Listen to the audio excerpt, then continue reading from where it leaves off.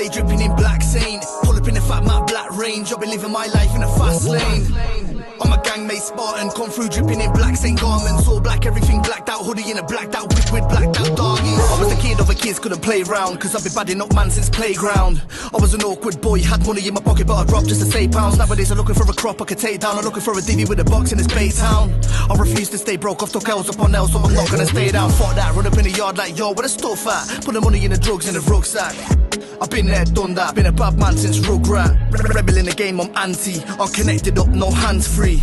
Real recognise real, so I stand with real generals like Stansby. You've seen my podcast that we've done with Roy, the Lion of London Bridge. He was attacked in a terrorist attack where he almost lost his life. He was attacked multiple times with a knife, which caused him serious injury. Most of it was to his mind. With this, he had a newfound love for hating Muslims. And because of this, I felt it was my duty to introduce him to a good friend of mine that will help him understand the difference between Muslim and terrorist. Today, we're going to go and meet Atiq, a very good friend of mine, a Muslim through and through. He's got a few other people there with him that's going to help him take the next journey free of hatred and have this understanding that Muslim and terrorists are two different people. Come with me today on this journey. I promise you, you will not be disappointed. This is real life, real stories, and I get to share this with you. Hello to everybody. My name is Atiq from Unspoken, and I am a very proud practicing Muslim. How do you feel about today? I feel confident because the religion that I follow as a Muslim is nothing about love, kindness. It's changed my life. So I'm very confident because it's a way of life for me. I don't wake up in the morning thinking, today I'm going to be a Muslim and tomorrow I'm not going to be a Muslim. This is a way of life for me. I live and breathe being a Muslim. Have you heard the story about Roy in the past? Yes, I have. And just to see and witness something like that on the news and on the TV, it makes my blood boil. It makes me very upset. It hurts me that an individual, a human being, went through such a tragic incident like this, which should never have happened. How do you feel that people from your religion causing such devastation when it comes to terrorism under the name of your religion? I am disgusted. It's really heartbreaking that an incident that has happened has got nothing, and I want to make this clear, has got nothing with the religion of Islam. It's got nothing to do with being a Muslim. Allah, God, says this in the Quran, in the holy book, that if you hurt any innocent life, it's like that you have hurt the whole of humanity. If you love someone and save a life of one person, it's like you have saved the life of the whole of humanity. This is the teachings of Islam. So whatever this thing is, it's got nothing to do with being a Muslim, or this terrorist act that happened has got nothing to do with the religion at all, and I will make this very clear today. When you see terrorist acts happen on TV, or you hear about it amongst other Muslims, how does that make you feel towards the non-Muslims that have had their lives taken from them because of the act of terrorism? I just think it's horrific to a point where I want to go and help them. I want to go and help the people who have been hurt. I want to go and support them in this kind of need, because I look at people, I don't care what race or religion you are, doing an act like this is evil beyond any means. And for me, I'm not going to tolerate it. So I'm going to be very vocal about it. This incident that's happened with this individual is one of many which has to stop. I believe that we all belong to this thing called the colourful family. Yes, I'm a Muslim. I've got Christian friends. I've got friends from all over the world. But we eat from the same plate. because that's what the teachers of Islam teaches us, how to save people, how to be one. And what's happened here is they've labeled this into like an Islamic thing, which is not. And it hurts me because I wake up every single day trying to, as a practicing Muslim, born here, I'm a British citizen, to go out there and to bring a vibe, and I work damn hard as a Muslim to show the character of what Islam has done for me. And then you get idiots, evil scumbags like this who ruin it for everybody. Who ruin it in the name of Islam, but it's still got nothing to do with Islam at all. If anyone was to come to you to try and get radicalized, thinking that you are all the same, how would you stop them from thinking that that is not the Muslim way? Look at my life. I am not a talker. I'm a man of action. Come and have a look at my life from the age of 21.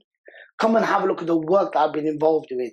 Come and have a look at my daily activities that I do. Come and have a look at the way I live and breathe. And if that's not evident for you, you know, then you're just deluded. Then there's something wrong with you. My life speaks volumes. Everything that I do on a daily basis, it's about humanity. It's about reaching out and saving lives, not Muslim lives. In the Quran, it says, look after your neighbor, not look after your Muslim neighbor. You know, I could go on forever. But all I'm saying is, look at my life and come and have a look at, I'm acting and I'm proudly saying I'm a Muslim. Come and have a look at my life and come and have a look at my family. Come and have a look at my family. My family are full of whites, full of blacks, full of big people, small people. I've got the most colorful family in the world, and I challenge anybody. Come and sit with me. Come and sit with me. Let's have a talk. Like human beings, man. I will put it right. There's nothing a cup of tea and a doner kebab can't solve about. A halal doner kebab, by the way, because I'm a Muslim.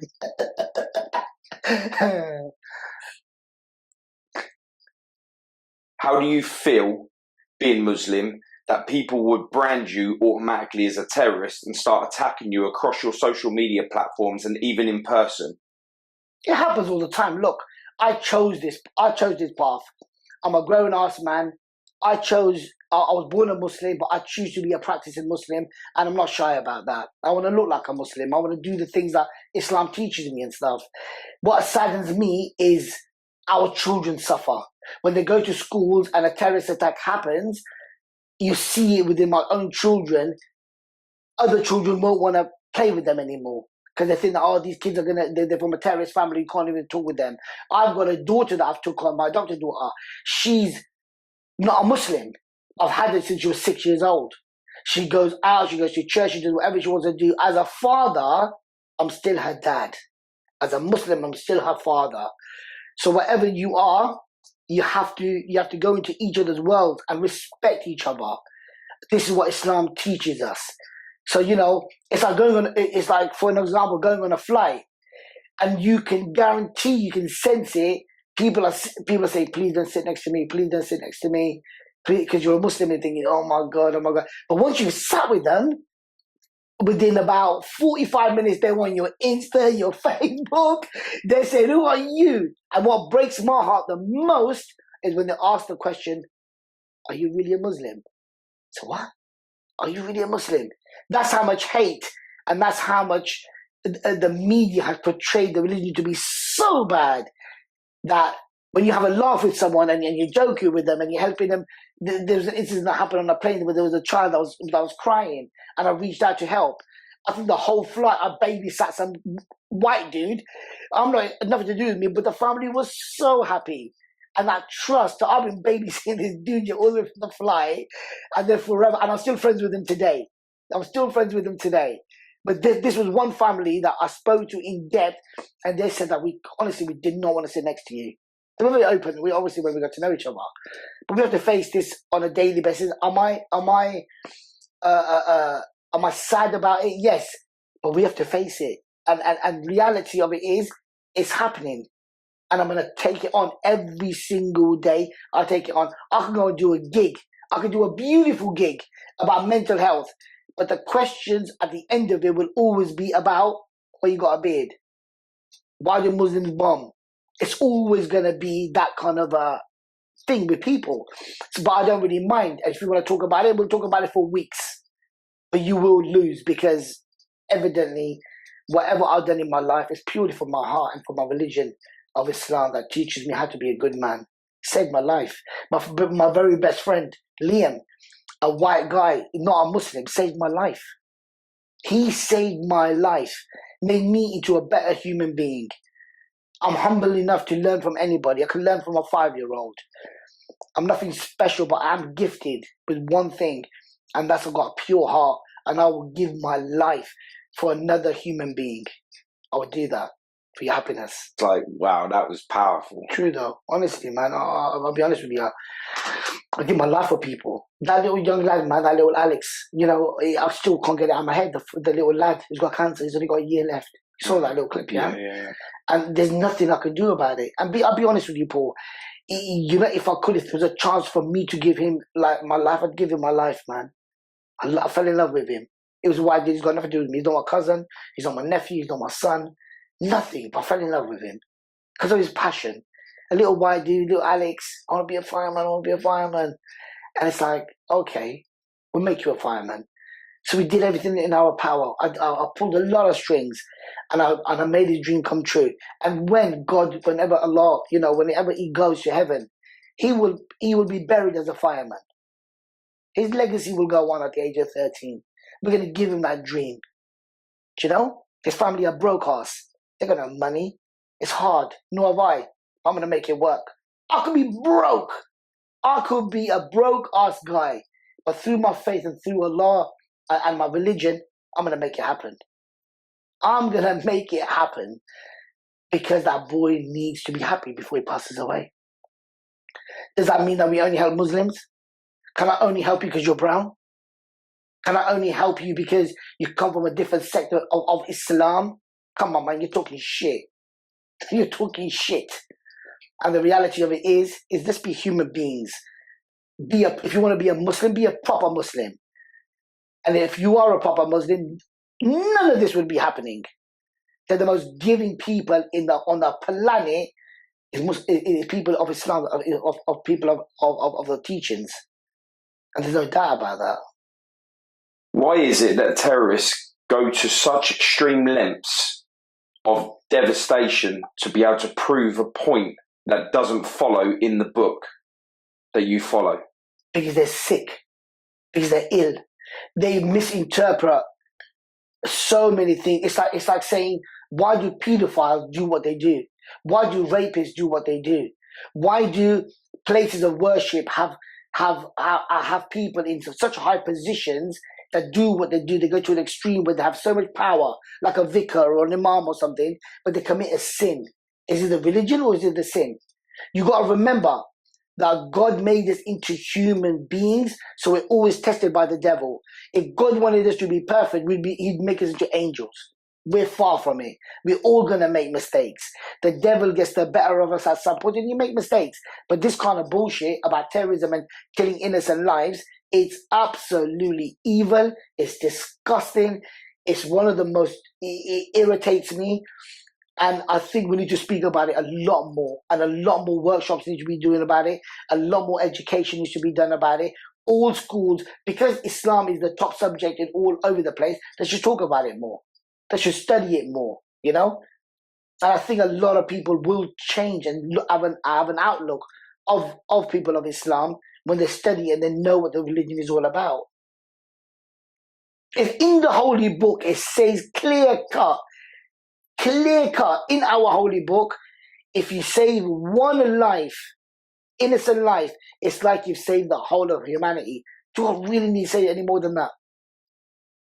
Read about the rights of animals in the religion. If a dog went passing by and it was thirsty and it was panting and it wanted water and I ignored it and I let it suffer, do you know who's gonna get punished? I am. It's not even my dog. But it's got rights upon me. I have to give it water. It's an animal like God. And this is an animal I'm talking about, man. Not human beings. The rank of human beings appear, man. Not Muslims, mankind. Religion came to mankind. And we need to learn about this. Can you explain what you just said about the misinterpretation of how true Muslims see the book and how terrorists are viewing the same book and creating their own path of their visual need to commit this crime? It's like cherry picking. It's like a story. If you were to say I've done a podcast with you and now we're talking about something, you can easily edit half of it, take a snippet of it, and make me look kind of like a crazy kind of mullah, crazy kind of, like a crazy little Muslim guy. You could do that because you've got the tools for it. In the holy book, the Quran, people take verses of it, but they do not read the one before or the after. They just take a line out of it and they say, this is it, we can do this. You can't. It's a story. Allah's giving you it's a book, it's a holy book where it teaches you stuff. It's about history. And what they do is they cherry pick what they want because they're already sick, they're already ill. They justify it. It's like when your children do something naughty and they justify it because they don't want to get into trouble. They try to justify an act just because they want to do something. You can't even kill your own life. Suicide is haram. Haram means forbidden. In my religion, in Islam, if you hurt yourself in any forms or means, or if you commit suicide, it's against Islam and you will be punished by God. So that just takes the whole suicide bombing out the way. It's not allowed. There is nobody that can sit with me, I don't care how much of a scholar or how educated you are, there is no way that you're allowed to do this. No way, you can't do it. It's not allowed.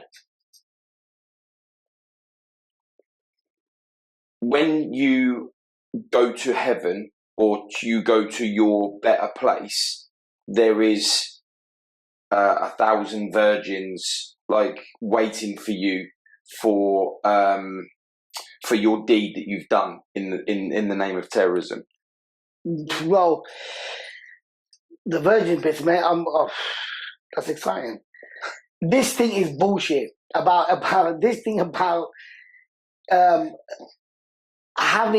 hurting someone and going into heaven and getting 100 now.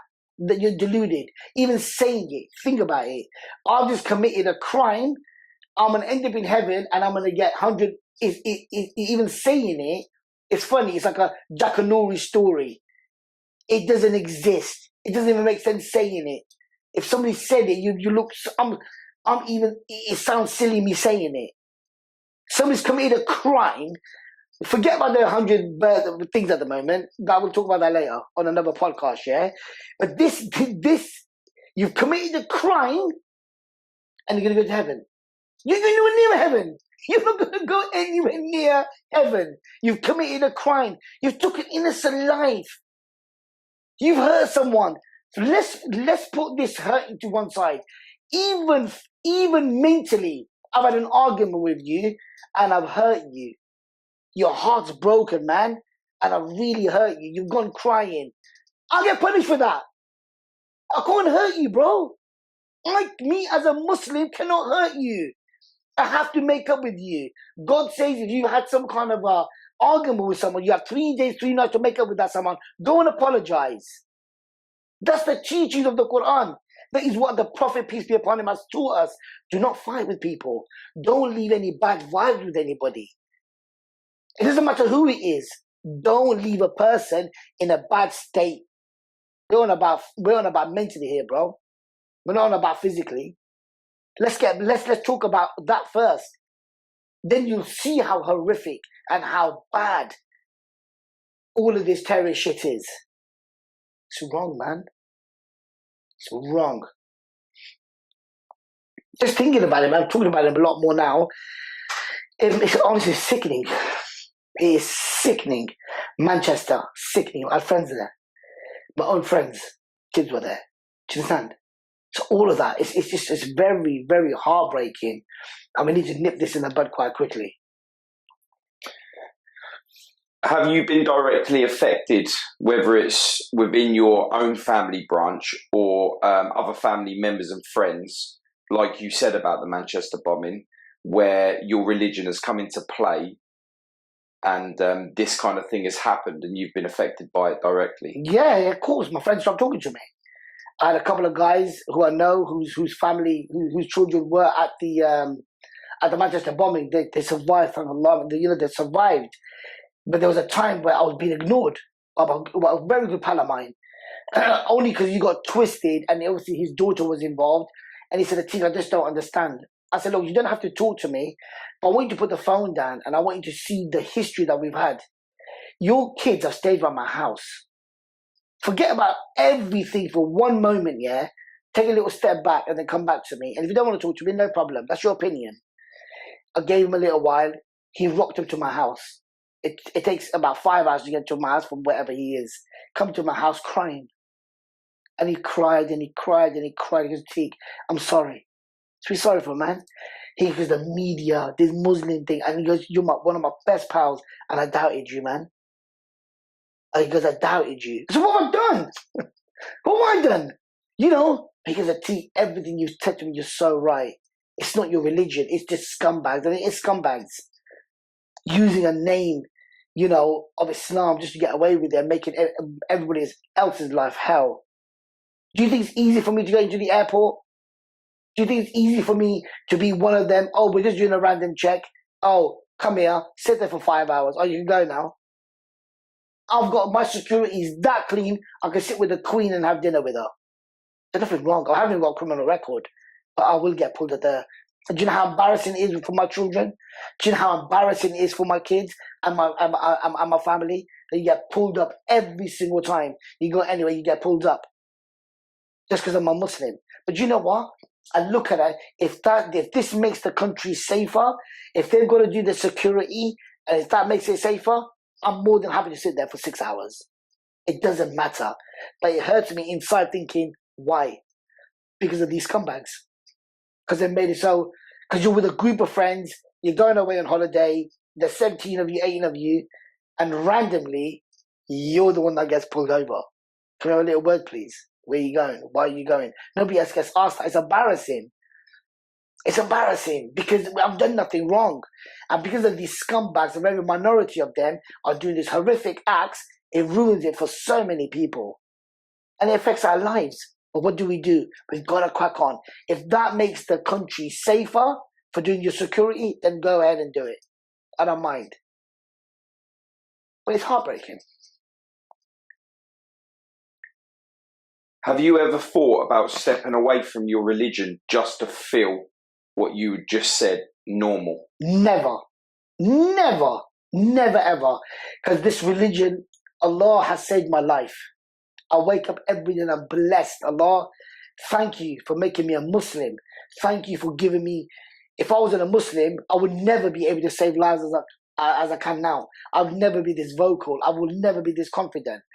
I rock up to places, 300-400 people, and I go in there and I know Allah's got my back. I don't need no clout. I don't need no nothing. If it wasn't for Allah, for my religion, you would never be in my life, Paul. You lot wouldn't be in my life. I would never have friends who are so colourful from different faiths and religions who I would give my life for. I love them from the bottom of my heart. My religion teaches me this. When people look at me and thinking, how are you so active? How are you like this, man? We want to be like you. Who's your hero? My hero is Muhammad. Peace be upon him, sallallahu alaihi wasallam. It's the messenger. Peace be upon him. That's who I follow, man. And that's why I am who I am today. What do Muslims think of Jesus? Wow, beautiful. No one can be a Muslim if he did not believe in Jesus. And we believe that Jesus was a prophet. And in our religion, Jesus is called Isa alayhi salam, a very big prophet of ours. Very, very, very big stories on Isa alayhi salam. If Muslims don't believe in Jesus, you're not a Muslim. But we believe that he is a prophet, not the Son of God. If you was there that day, the terrorist attack happened, what would you have done? if I was there on that bridge that day, let's make this clear, looking like the way I am as a Muslim, I recognize when people say I'm Muslim, I just want to put this out there. Do you think that this guy, whoever this scumbag was, would have saw me on the bridge and thought, I've just seen a Muslim, so I'm going to put it in reverse and come back again when I ain't going to do this shit, I'm going to come back tomorrow? Would he? Fuck! He would run me over. If my kids were with me and my family, he would have ran all of us over as well. He don't give a shit about us being Muslims. That's how scumbags they are. He would have run me over as well. Now, if I was there on the day and this incident happened and this brother that we're going to meet today, I call him my brother, was getting attacked, I'd be the first one on top of him and I'd be getting hurt as well with him. Hand on heart, man, on my kids, and by Allah, I would have done everything that I possibly could to save this guy. And if that means that I would have got stabbed and that means I would have got hurt, I'm more than happy to get hurt. I would have saved his life, man. There's no way I would have let him get hurt. No chance.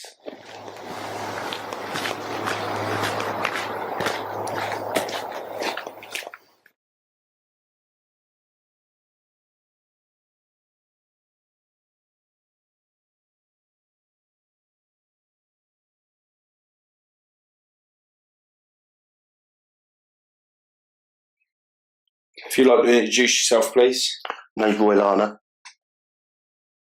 You're also known as the... Lion of London Bridge. How do you feel today? I feel a bit nervous coming to meet into the mosque and seeing what it's all about. But it's something I wanted to do for a while, since I was involved in the terror attack at London Bridge, and see the different sides of different things. Yeah, a little bit nervous to meet, but I think I'll be all right afterwards, once things start talking. We're in Peterborough today, meeting a fellow friend of mine, Atiq, and you have come all the way today from London. From London, yeah. Talk us through what you was thinking last night, this morning, and your journey over. Just thinking really what questions to ask, things to find out, which why people do these things, and it is only a minority like everywhere, but just want to find out how Muslims differ, if there is any difference from other people or other religions and everything else, and what do they do about it when they see bad people or getting involved in attacks or radicalised or whatever. Yeah, it's a bit nervous coming, but it's something that I think there's a few things that since the terror attack and afterwards, it's bit by bit, even like seeing a CCTV, even talking to the same religion, doing the things that are giving them a bad name, and hopefully I get some answers today. It'll be another part of it. Being affected by a terror attack, what are your feelings towards Muslims at the moment as it stands? At this moment, I mean, beforehand, I was very hatred of them after what's happened, and especially the 2 terror attacks before that. And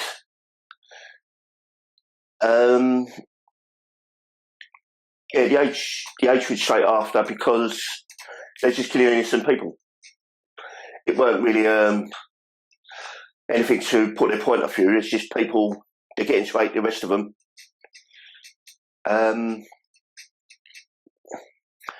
Which, like anything, gives everything a bad name. You've been involved with an argument that has had a slight effect on the opposite race to yourself. Yeah. Is this an outlook that you've ingested since being targeted by the terrorists? It's something that, I mean, that night of the terror attack, there's people with all different nationalities and all different colours was in that restaurant. It's just something, my thing is, I've said a few words in the past and it really put me in a position where it's highlighted me as a bad person. Hopefully I want to see that mainly they're not all bad, and it's a way forward for me. Every step's a way forward, slowly. Even whether it's like coming to meet someone's a Muslim, or whether it's coming to meet a black person, or different races and different nationalities, because I'm better than what they've portrayed me as. What is your understanding with Muslims being radicalised? It's part of something that I would like to why they do it and know, and whether the person I'm meeting today knows these questions for me. Why do they do it? Yeah, it's something I'd like to know. I don't know. The answer, yeah, how do they do it and why do they do it? Since the attack has happened to you, did you or have you had any thoughts about getting your own back and in retaliating the way that they did to you to one of theirs? There was some thoughts in my head, but especially after the Manchester bombing, the kids dying and that, the hatred was there, and after what happened to me, they left me for dead. I was always, it was in my mind at some points, but I think it's only because what's happened to me, nearly murdered me. And as time gone on, it was just the anger straight after, which I think a lot of the public out there was had that thought as well. I think because of the few terrorist attacks that happened within the space of 2 months, yeah, they done to me, left me nearly murdered for no reason. It did come to my head at one point. But now, as time's gone on, you see a different picture of things. And this could be a nice final chapter for me. Talking to someone who's from the mosque and that, which will give me answers, hopefully. But yes, your question is yes, it has put in my head before.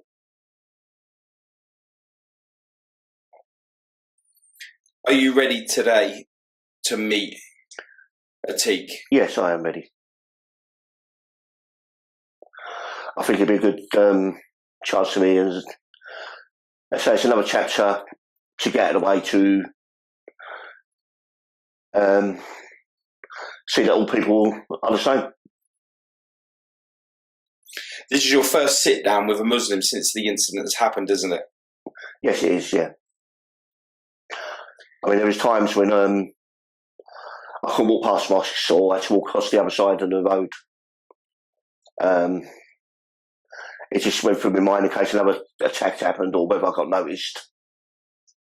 So the fear is real for you then, for you to cross the road when you're passing a mosque, a Muslim diner, or a Muslim person, for you to cross the road in case this happens again. It was in case it happened again, because the counter-terrorism police, they told me that I was a target at one point straight after the terror attack. I was on wherever they look at, but they did tell me I could be a target at any time. How does that make you feel? Because for them to be able to say that you could be a possible target for another hit, yeah, would mean that they were out to target you in the first place, and it's impossible for them to target one person in the place when their whole point was to take out as many lives as possible. You must have been living in fear because of this. I was after for many months after. My head was all over the place because I think it was all the publicity that come with it that put me in a picture of someone that survived the terror attack where I should have been dead. I mean, I don't look at social media and things like that for a long while, but there was something out there that they found, whether it's from another country or something, or from this country, that they must have thought made me a target. They didn't show me nothing, but it's just told by them, wouldn't show me nothing at all. And for that reason, yes, I was living a life in fear sometimes. Did they put measures in place for you to feel secure, or did they just give you that information? They just give me that information. Never put me in secure. They put me on the prevent counter-terrorism thing. I think it was there for them to look after me and keep an eye on me. I had to do the classes with them, but also I think it was to keep an eye on me in case it could have either gone one way, I could have either gone that way, or maybe for my safety. It's something they never told me, and I mean, they've only shown me the CCTV last 6 weeks, which I waited 5 years for. So I was let down by the authorities quite a lot. Being let down by the authorities, or some would say your people, because the police that would have dealt with you would have been white, I guess. Yeah.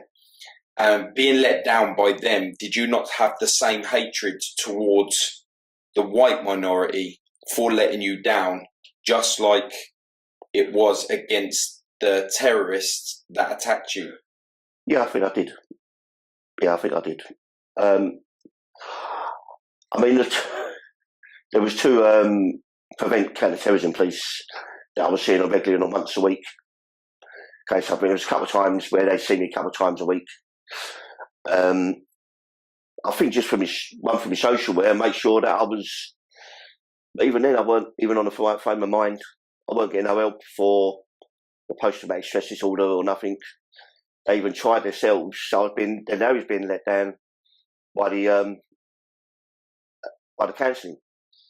I couldn't even get no counselling up to like a year and a half ago. But even they tried for me, which I think, and I was blaming them for not trying. So the hatred was, I even having to go at them as much as, I think I was having to go at everyone because I was let down by a lot of people.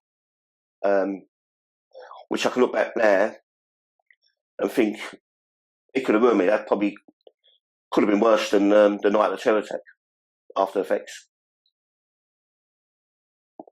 Because it went on much longer. With a terror attack, it was like minutes.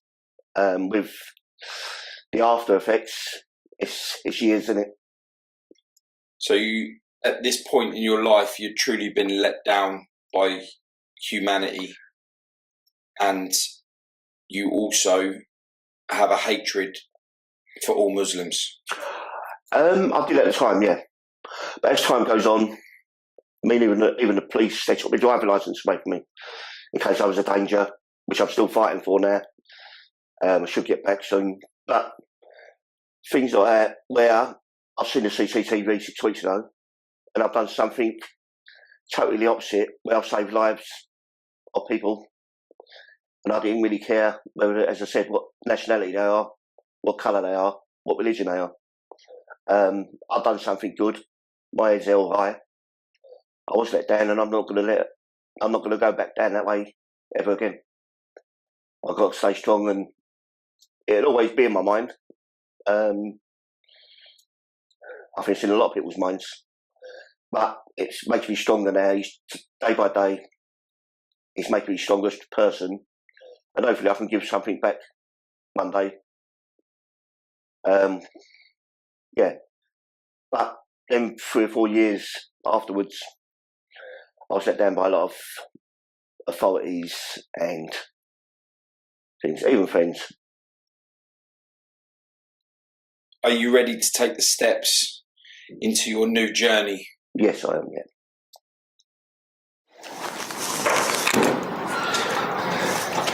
So, Atiq, how do you feel? I feel good, you know. I feel good. And in fact, it's an honour, honestly, to meet somebody like this who's been through such a horrific thing. He could have died. And I think for me... He did die. He did. He did die. He died and they brought him back. The thing that we've got with this is, for you, this is excitement to embrace your religion. But for this man, it's absolute fear. And this torture has lived with him since we first started this journey with him. Yeah. I understood that he wanted to help understand your culture, help understand why it happened, and he's looking at you for answers today. So I'm really excited for Roy. I'm really excited for you. I'm super nervous for Roy, and what you got to remember is the amount of devastation that's happened within his life due to what he believes, your faith, your religion. It's our job today to help him understand terrorism, help him understand that Muslim religion has got nothing to do with terrorism. Truthfully, the real, you know. So, are you ready for this? I'm ready. Born ready, man. Let's do this, brother. Born ready. Thank you. Hi, Hey, how's it, my brother? how are you? Okay? Yes, not too bad, thank you. Okay. Nice to meet you, my brother. And you, yeah. Nice to meet you. God bless you, man. And you. Come take a seat. How you doing, mate? You all right? I'm fine. Roy, Atiq, the first time you guys have ever met each other. Roy, how do you feel sitting next to Atiq, a Muslim man, that you feel in your heart of hearts is the type of man, the type of religion that thrusted upon you that day on London Bridge? How do you feel? I feel a lot eased now when I've just met you. Coming up on the train there, I felt nervous last night. I thought I was going to go in the mosque, and it was getting to me, like, being a bit nervous. Of course. I mean, you got to expect that after what happened to me at London Bridge. Of course. You made me ease a little bit straight away, which I appreciate. Thank you. It's my face is like a clown. It's got this kind of a look. I was even, as I said in the past, I was even scared of us see 3 Muslim people with beards. Of course. I had to cross the road and Of course. things like that. But yeah, I feel at ease straight away, right away. God bless you. And thanks for making me do that, which is good. As before, I sat on him walk past like a mosque, or couldn't face people like with beard, things like that, because it brought back memories of me getting nearly murdered, being stabbed to pieces, which I think you've got to take into account of that, which, something in my mind that I didn't want to, in case it happened again. Yeah. It always that feeling. But as the years went past, it got easier. And this is nice now, nice final chapter to ask you some questions on, Of course. maybe yourself, where, I can hopefully, as you so hopefully get away from here, even if it's 1 or 2%. Of course. I'll be happy. Look, as another chapter. From my side, thank you for giving me this opportunity, for being with you. I love your honesty. Yeah. Your honesty is beautiful. And I'm sorry that you have to walk past and you have to cross the road. Like you're like in a way, and look, what you've been through, it's horrific. It's disgusting. And we'll talk about that in a little bit more detail. What my opinion is about it. I mean, you'd have to apologise for them. It's just something that was in my mind. No, but I apologise as a human being. I'm apologizing for you as a human being.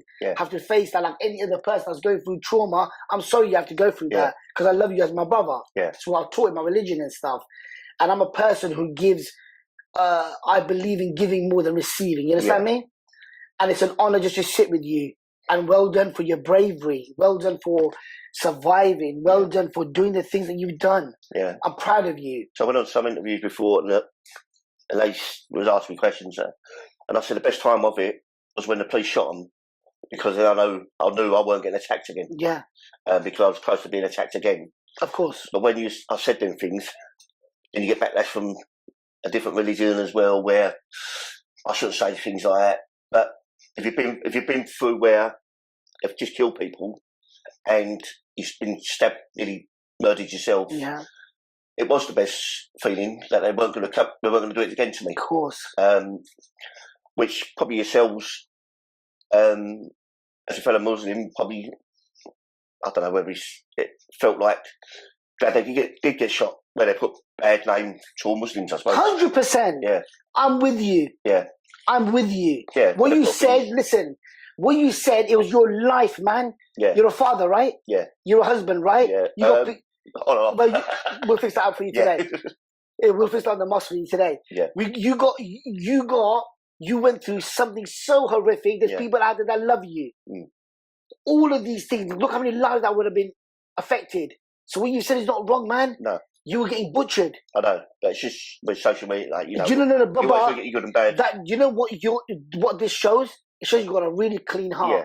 Your soul is so beautiful, my brother. Yeah. And I'm proud to call you my brother. I mean, when I was being attacked, I was saving fellow people in that house, in the restaurant. It could have been all different. It could be Muslims, it could be Christian, Catholics, it could be all different colours. I wasn't looking at who am I saving. I just put myself in the firing line, and luckily I survived it. Well done, well done. And mentally now I'm getting there. Well done. Is this the first time that you've had like an interaction with anybody like Muslim and stuff? Conversation-wise? I always say hello to neighbours. Yeah. They always asked. Straight after the attack, it was like hatred in me. Or maybe the scaredness. I don't know what it was. Your neighbour, so you know your neighbours that you were, that you knew. Did you stop talking to them for a little while? Was it a bit hard? I always wave to them and they'd always ask how the family is. Okay. That's something they always ask. I'd always just wave and probably walked on, but probably as well, I probably didn't want to talk to anyone. Didn't want to trust anyone as well. Of course. And not just pointing in neighbours out, but probably didn't want to trust anyone. Didn't look at anyone. I don't know why, because I've done the right thing. And sure, but it's just the point of, like in London, you have got a few mosques. On Friday, everyone goes to their prayers and thingy. And yeah, I don't know whether I might have said something, or probably was thinking too much. Whether, like the beards, things like that, whether it was like the same sort of thing that came to my head about the attack. It was a bad way of living afterwards. And I won't get no counselling, I won't get no help for it. I was even put on a prevent program, which didn't help. It didn't help you? No, I should have been put on a prevent. I'm a victim, not a. Yeah. They were treating me like because I think one of them they did say that I could be a target still. So whether they look into other people's social media and see my name coming up, I don't know. They did tell me. They won't tell me exactly what it meant. So I was living. Sometimes I didn't want to sleep. Sometimes for days where, and you had no help. I didn't have no help or nothing. So the hatred was there in a way, and maybe it shouldn't have been, but that was just me in my head. And I moved away just to relax and get away from it all. Somewhere quite hibernate sort of thing, but I shouldn't have done, but I did. And this is nice now where I can talk. I've been talking to some Muslim people in the past, like I say, my neighbours. Yeah. I've done. We're not mentioned about the attack. All their houses as the rest of the family, which is usual. Okay. Which is nice. Would you have preferred your neighbours to ask you about the attack, or does that bother you? I'll say how you're doing, but But with your neighbours, would you have like rather than say, "Look, I know that you got attacked. Are you okay?" I think at the time, I think I might have been with the anger, like I might have said something to him, Bob. Okay. Which out of character, but maybe you just wanted a bit of time out. You have to have time, but then with the police telling me that, well, could be another target for the IS, things like that, where they might, I don't know, they go through whatever they go through. Yeah. I don't know the full scale of it. We don't need to know. It's scumbag, scummy, shitty things. Yeah, if they went through everything, they do prevent these things, I suppose. Some. Yeah. Man. I mean, like yourself at the mosque, I don't know if you see people that change their difference. Like the mosque? Yeah. Or do you have it at your mosque? I mean, there is some mosques that there was quite a lot of.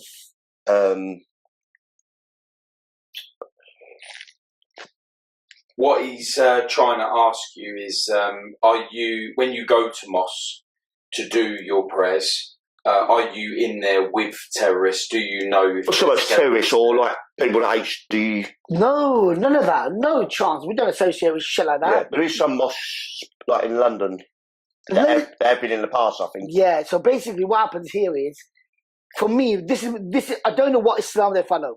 Yeah. I don't know what stories they're following, bro. I'll be honest with you. Yeah.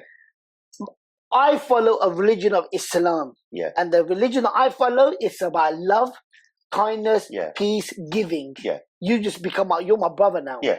Whatever happens, if you walk away from here, I'm always going to pray for you. As I said, with the neighbour, it won't ask just about himself. Yeah. It'll ask about the family. About the family, right? Yeah.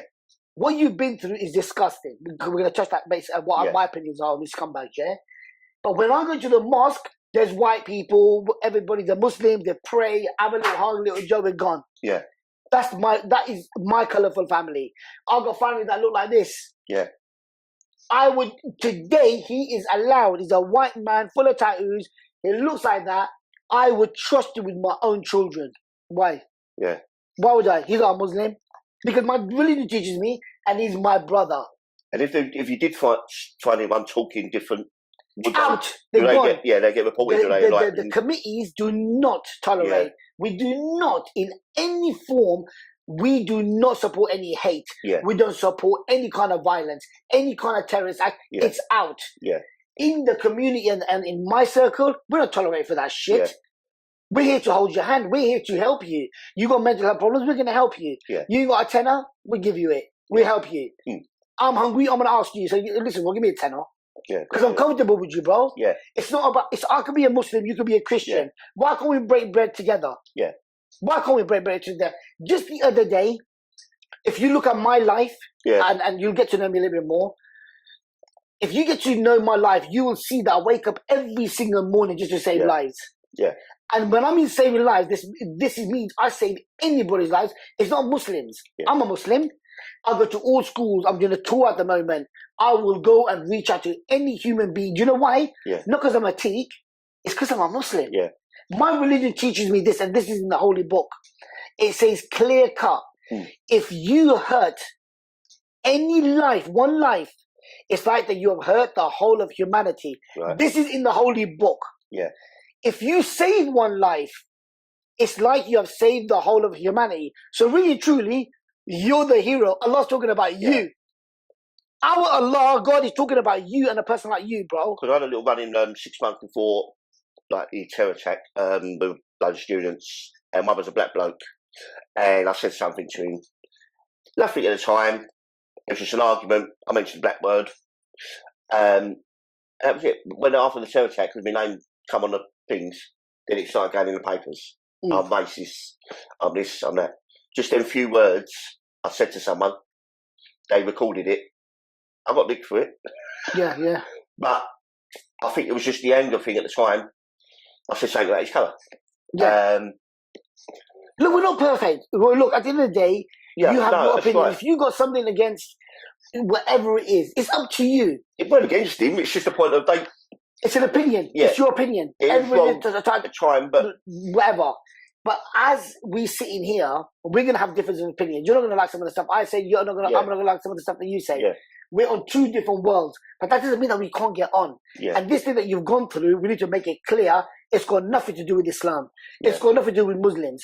It's just a target now that everything that happened. A guy could go and nick a bike today. Yeah. If a guy went and nicked a bike and he was a Pakistani guy, instead of saying Mr. So-and-so nicked a bike, they will say Muslim Pakistani guy nicked a bike. Because they want to portray the Muslim but in such a horrific way. But guess what?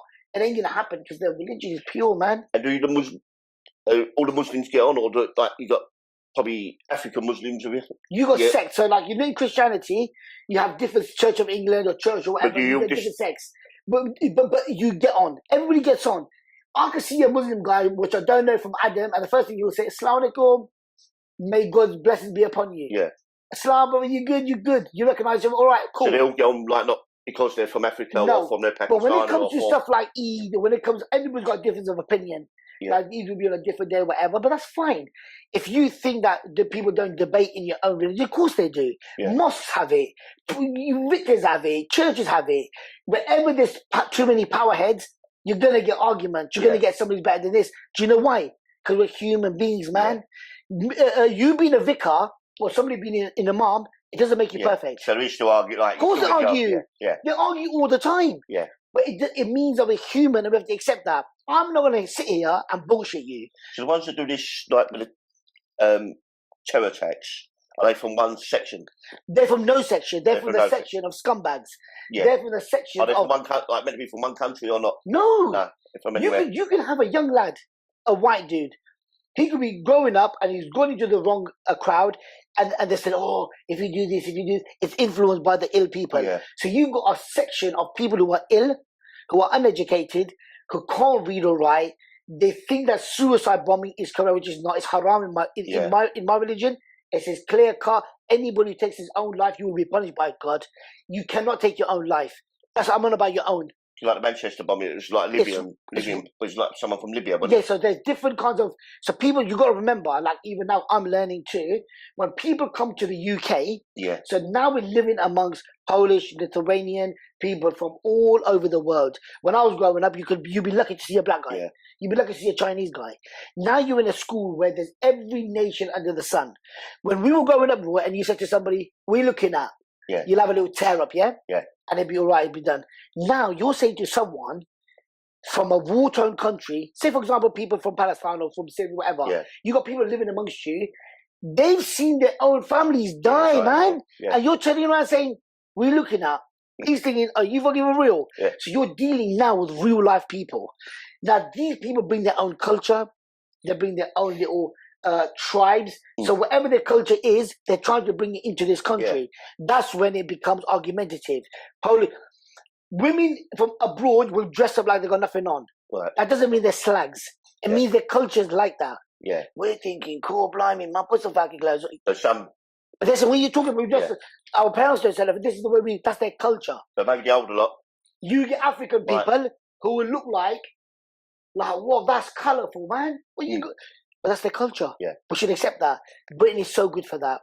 Britain is so good for that because they've accepted Muslim people to have mosques legally. You can pray where you want to pray.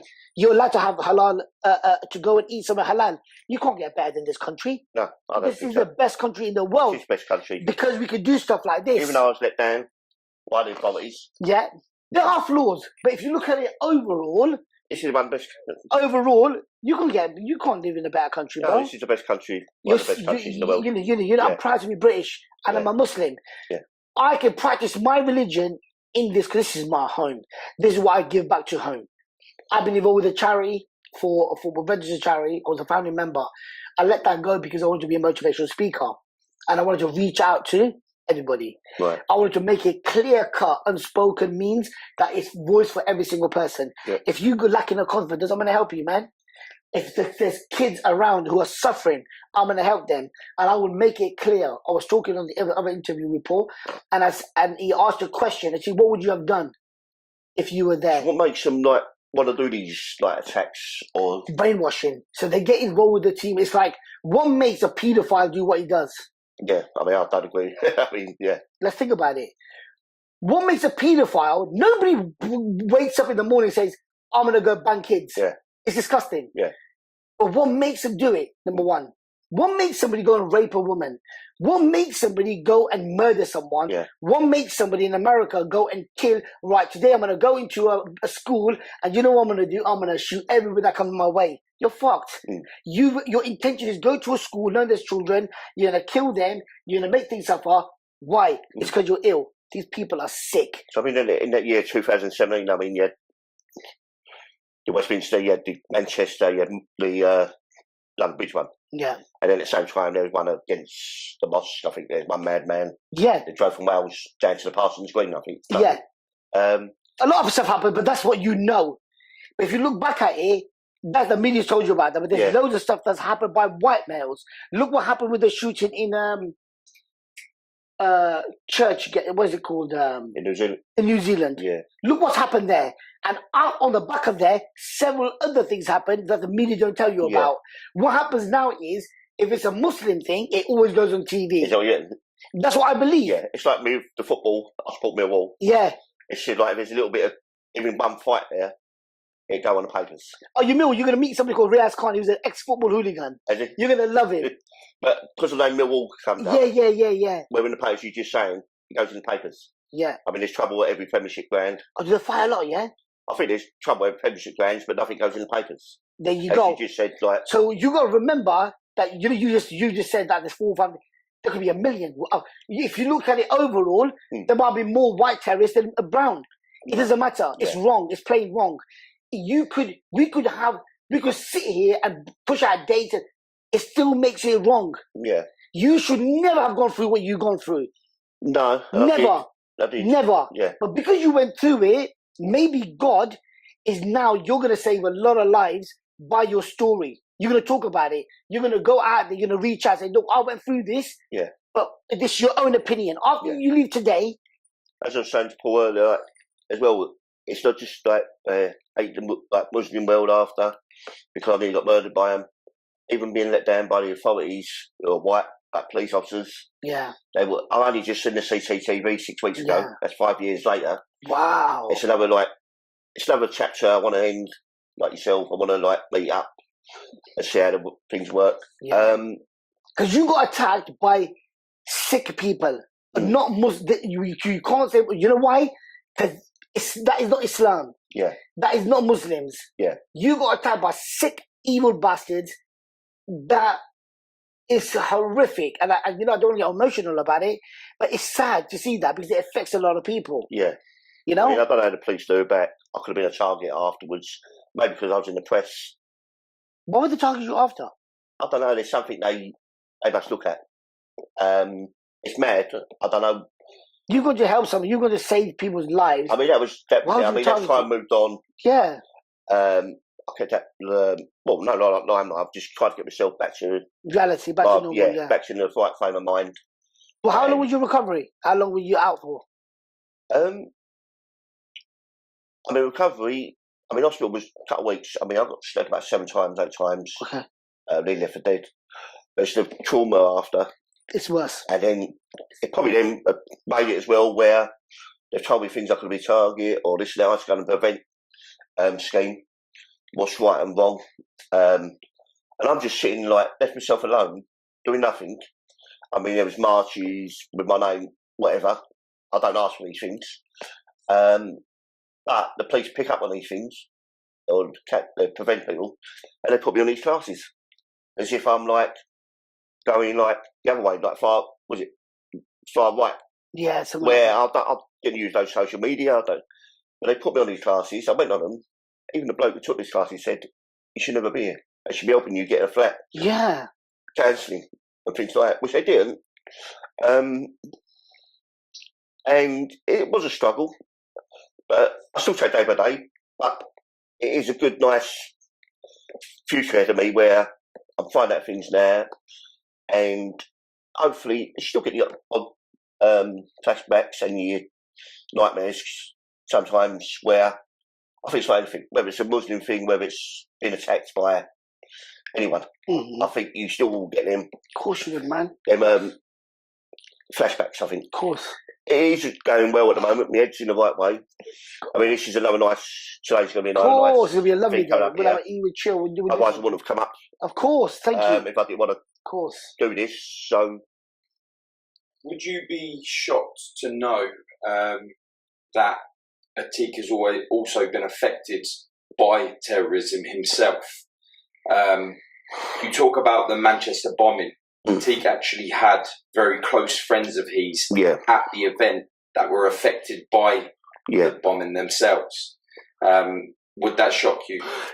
No, it won't shock me. This is another thing where I wanted to try and find out, because in a terror attack, I thought you go and target or target the people you want to go target.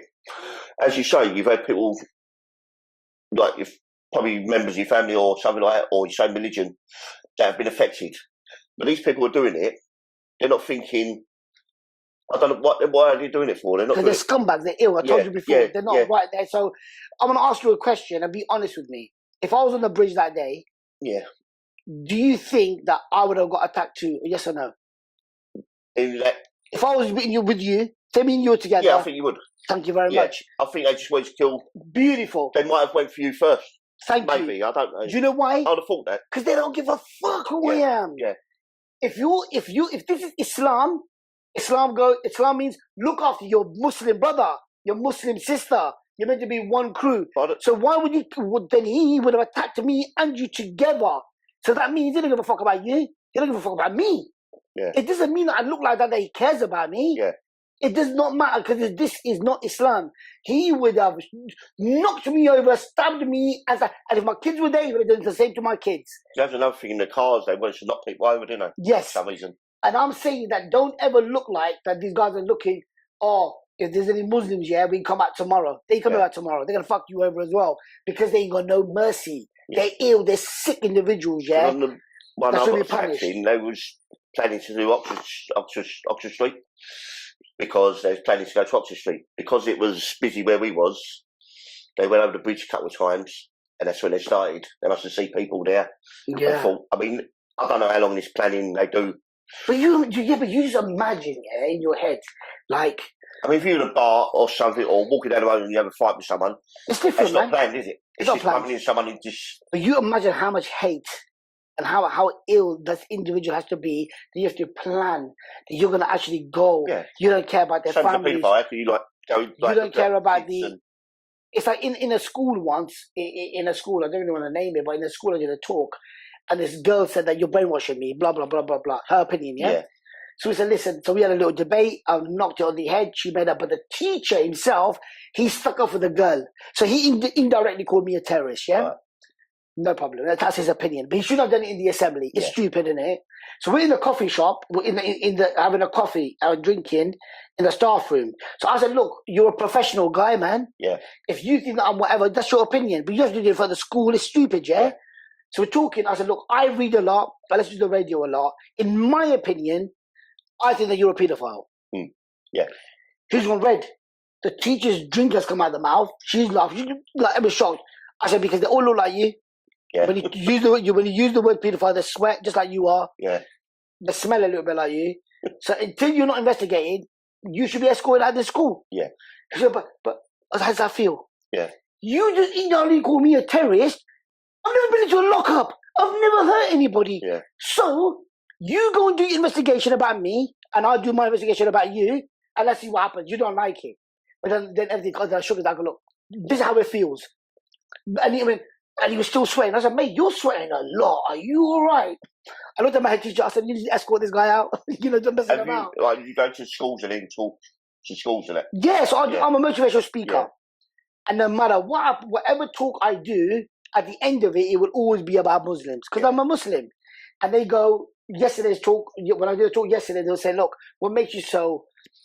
I said I could take on the world. I'm passionate. I want to save life. And these are all white kids. Do you think you would prevent at all? Or no? No, I don't do nothing with prevent. No, I think they're a bad organisation. I don't do nothing with prevent. I'm a realist. I'm not educated. Yeah, I think they're bad. I've probably got one GCSE to my name. I lost my missus at 21 to cancer, an English girl. I've been through suicide. I've been through, you Yeah. name it, I've been through it. I've traveled the world. I've helped so many people, and I'm going to continue to do that. I don't need a badge. I don't need clout. No. I don't need no exposure. All I ask Allah to do for me is bring these beautiful people like yourself up there, colourful people into my life, and let's save the world. Like you, if you walk away today, I said, you know what? That Muslim dude was all right, you know. It's not about Islam. It's not about Muslims doing this, that, and the other. I'd be a happy man. Because if you want to reach out to me, you don't need prevent. You need a nice... No, I think prevent is a bad... You just need... All you need is a bit of love. And my doors are open for you, by the way. Yeah. You can reach out to me or Paul anytime you want. It's an open invitation. Come to Peterborough, have some food. You just need to be with the right people. Because I believe that once you're in a little group, prevent this and you don't need that, man. You need to be a real... I think they try and brainwash you a bit more than... You're a realist, man. And this has got nothing to do with Islam. All my messages is say, look, what you've been through is horrific. It's disgusting. Yeah. Nothing to do with religion. This is what the media want to try to do, is pinpoint everything to Islam. What do you reckon it is doing, though? I mean... I just think it's when COVID started... I mean, like, women are being attacked, and are they just mental or just... Crazy, bro. Who'd you attack a woman? It's like going and attacking your mother. Yeah. It's like, look at it this way. If say this individual's gone and attacked a woman, how would you like if he attacked his mother? Let's have a conversation. You wouldn't like it, so why would you do it? It's like people rob gold of people. People go around nicking gold of people's ears. You're ill. You're a scumbag. Do you understand me? Yeah. So crime will always be there, but for us not to label, it's like out of town somewhere, a vicar has been caught playing with a kid. Yeah. The community have gone and broke the church. Yeah. Why have you gone to break the church for? Go after him. What's that got to do with it? It's got nothing to do with it. He'll get punished by God. He'll get punished by the law. He's done. The kid hopefully will have a new life. You just gone and broke a church, and now people, all the vicars are pedophiles. They love boys. You can't do shit like that, man. It was that individual who did it. It's got nothing to do with your religion. You're just gonna burn up a church where old people gone. So you're worse than them. The same with the church. They say about churches. It seems to be the Catholic Church that has more with the pedophile bit than other churches. But it's not I don't know why. But it's not spoken about. No. And you know what? It doesn't bother me. It doesn't matter. Yeah. Because the truth of the matter is, my religion saved me. I'm the best version of myself because of my religion. I'm sitting with you because of my religion. I love him because of my religion. Everything I do is because of my religion. So if I'm an acting Muslim and you go and look, and I'm not just talking to you about like telling you a story. Yeah. Have a look at my work. I don't talk a good game. So look at my religion now is going football on Saturday. Yeah. Enjoy myself. And you do your thing. Yeah. But what we have to take from this is we have to learn from each other. You have to be very open. If there's an issue in your heart or your brain, say, look, Atiq, I don't understand this. Why are all Muslim terrorists? Why do people hate Muslims? Why do women are oppressed? Ask these questions and I will answer them for you because we have evidence of everything you say. I can back it up with evidence. Yeah. Women have got more rights than men. They're so looked after. They want to wear the veil because they want to wear the veil. Where's ISIS? Is like ISIS a different part of... Nothing. Nothing. It's a group, like a football group. Yeah. You're going to meet a guy today, very good friend of mine. And how long they've been around? I ain't got a clue. They've probably been around. They've been probably around for years. I don't know. Yeah. And you know what? I don't care. Because the more we entertain this shit, the more clout we give them. Or they just claim to be... In football, there might be another group called tomorrow, but I don't know, called the Brown Bad Boys or something, a football hooligan. Where did they pop out from? They could be the worst people ever. Attack everybody. Yeah. So these groups are popping up from everywhere. They're giving each other names, but really and truly it's like football hooligans, but on a different kind of a scale. Yeah. They're more evil than football hooligans because you're killing people, right? So these groups, number one, we shouldn't be talking about them. Number two, we should never give them clout. Number three, they're the scum of the earth. Yeah. We have to portray love and kindness. That's the media thing of it. Maybe they give them the platform. Bro, I'll be honest with you. As a Muslim, I don't even follow it. Yeah. I don't need to. Why should I waste my energy? Yeah. Why should I waste my time when I could be looking after my neighbour, having some fish and chips somewhere, having a little drink, and sitting there researching this bullshit that don't exist in my life? Yeah. I don't care. If everybody ignored them, when did the terrorist attacks happen when COVID started? COVID. What happened? Did they go on a break? Did they go on holiday? So every day, every week, terrorist attack. As soon as COVID comes up, 2 years, the terrorists went on a fucking strike. It was the easiest time for them. Everybody was at home. Yeah. Where were you? Where was the terrorists for 2 years? No one attack, no one bomb attack, and no one robbery. Yeah. Apparently the Muslims were on a strike, but COVID was killing people. Yeah. Where was the terrorists in COVID? Were they on a fucking break? Where were they? Yeah, I believe it. 2 years, man. Yeah. But every week there's a terrorist attack.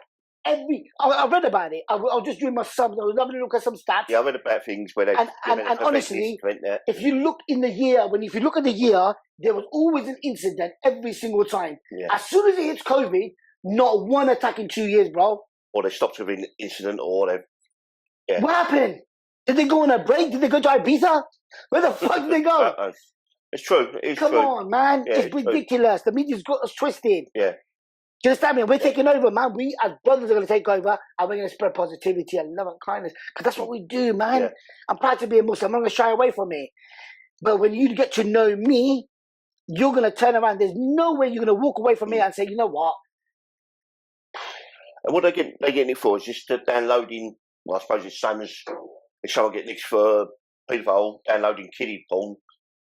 Do you get called a terrorist because you download stuff on the computers? I don't know, man. Terrorist, like, if you look into the whole thing, yeah, what is a terrorist, man? I mean, what you get done for terrorism? Is it because of? It's because you're involved. You're looking at stuff. It's because you're involved with doing wrong things. You shouldn't be looking into hurting people. Yeah, so I think it's you shouldn't be downloading something. You shouldn't be downloading things about war if you're fucking working at an onion factory. Yeah, the same. If you get downloading kiddie porn, you're going to get done for that. If you're downloading. Is it okay for a normal guy from the army to download stuff about war? If I did it as a charity worker, I'd get done for it, right? Yeah, I mean, I don't know if they get. Because that's his world, isn't it? That's his world. Makes sense. It's his world. It's his world. He can do what he wants. He wants to learn about it. But why do I need to learn about war? Why do I need to learn about killing people? I don't. Yeah, I think you're right on that front. When it comes to picking out serial killers, they do the first thing, same with yourself when you talk about paedophiles and yourself talking about religion and picking up on things called like war. They do look at that as evidence towards the fact that you are looking to plot something, whether it be genocide, terrorism, serial killing, paedophilia, all of that does stem back to what you are viewing on your applications, phone, computer. I suppose there was just a stabbing on a young black boy. I mean, that's like in London, where young black boys do this normal thing there. If they look at it like they're looking for a zombie knife on their computer any time, I suppose they're planning to do it, I suppose, isn't it? I think when most people are planning to do something horrific, they tend to research what they're doing to gain a greater knowledge. Right. But they're leaving a fingerprint behind, which entails you to fall under the act of terrorism, i.e. if it was your scenario. And that's where they come from, that. It's just like if you're walking along the street, or if you come out of a bar, or not just a bar, but if someone knocks you and he's got a knife on you, I think even if you actually got that knife off him and stabbed him, you'll be done for it, but you haven't looked at it. It's just an incident that just happened. This what we're talking about is planning instance, isn't it? Yeah. And I feel you're still needing to know that nitty gritty of why. Why is it taken from a religion? Why is it that you have this within your religion, and why they do these acts based upon your religious beliefs? Can you explain to him a part of the Quran that separates you from being Muslim to being a terrorist? You said to us earlier on, it's how they interpret a section in their own mind. Yeah. Would you be able to explain? Of course. Right. So this is something which I'll just show you. It's from the Quran. Yeah, I took it out yesterday. Yeah.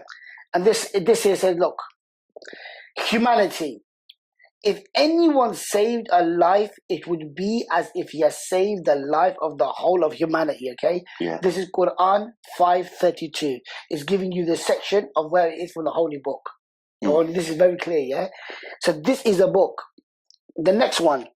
Well, whoever kills an innocent life, it is as if he has killed all of humanity. Yeah. So this clearly, and it's got the section on there where it's taken from the Quran, where it says, it gives you the whole index and everything. Now, if we were just to go by these two statements itself, yeah, there is no terrorist, there's no imam, there ain't no priest, there ain't no teacher that can stand in front of me and say that I'm wrong. Yeah. Because you're talking shit. So I had a letter from... Allah told you this. It's a clear cut. It's not even difficult. You don't need a degree. You don't need no degree for this. Save a life in humanity. You're a king. You kill somebody, you're going to get punished. It's the words from God. So there ain't nothing to discuss apart from that. If you can challenge me on these two verses, bring it on.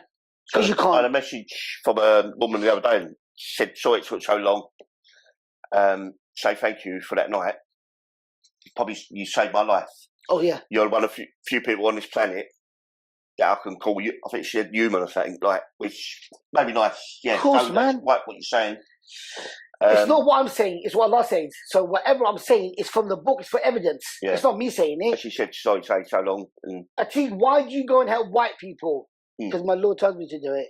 Why do you go on the other end of the world? There's Cumbria floods, got nothing to do with you. Why are you going to go there and get dirty and help people, these old people? They're got nothing to do with you. Because my Lord and my religion tells me to. Why am I going to go help a little kid who's got cancer? Because I want to, because my religion teaches me to do it. Why do I just sit with you and feed you? I guess you got rights upon me today. I have to feed you. Yeah. Not that I want to or whatever, but I have to. That's a right.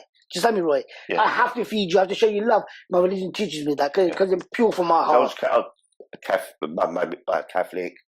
Used to go, yeah, but then as I get in my teenage, I didn't bother with religion and things like that. All I want to do is play football on a Sunday morning and things like that. And like you said, I mean, what, you got to pray every day? Yeah, so we pray. If you didn't pray one day, what? Nothing. It's up to you. Look, it's up to you when you want to play. Religion it's like you join. Say you join a gym. You chose to join a gym, right? You want to lose weight. Leaves going to say to me, Atiq, you can't do this. You can do this. You can't do this. It's a set of rules. I chose Islam for the set of rules. It's more of what I can do and what I can't do. Yeah. It's about me not being selfish. Me praying 5 times a day just for God giving me free oxygen, I think that's minimum. Yeah. To thank my Lord 5 times a day, I think it's nothing. I should be doing it 50 times a day. Yeah. For God to give me an eyesight to see my mum, my kids, it's a blessing to pray 5 times a day. For God giving me a family like this to honor myself and my religion today, sitting here with you, I don't think 5 times a day is bad. It's a bad call out. Yeah. It's not a bad deal. For me to look at my children, knowing that they're healthy, and there's nothing wrong with them, but I met a lad who's Alex, who's 13 years old. He's not going to see his next birthday, but he wants to be a fireman. Yeah. Am I not grateful?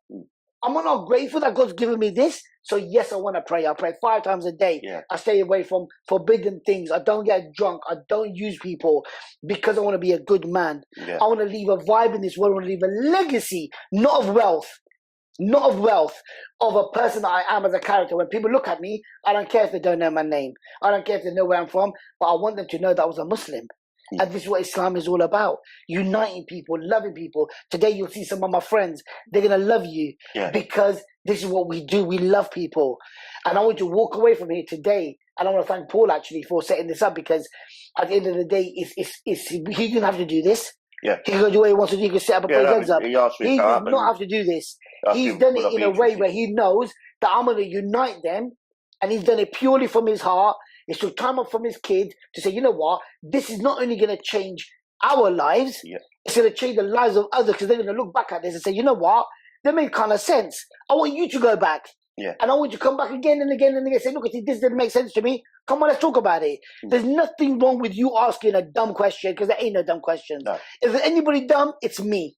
Yeah. I ask the most foolish questions and I don't give a shit because I'm humble enough to learn. Yeah. I'm humble enough to learn from my kids. I didn't even know that dogs couldn't, like, they don't sweat. The little kid taught me, because they pan, don't they? Dogs, yeah. Yeah, because they don't sweat. Because the little kid told me, year 7 kid, he was like, sir, did you know this? I said, you know what? No one never. Because that's why they always those.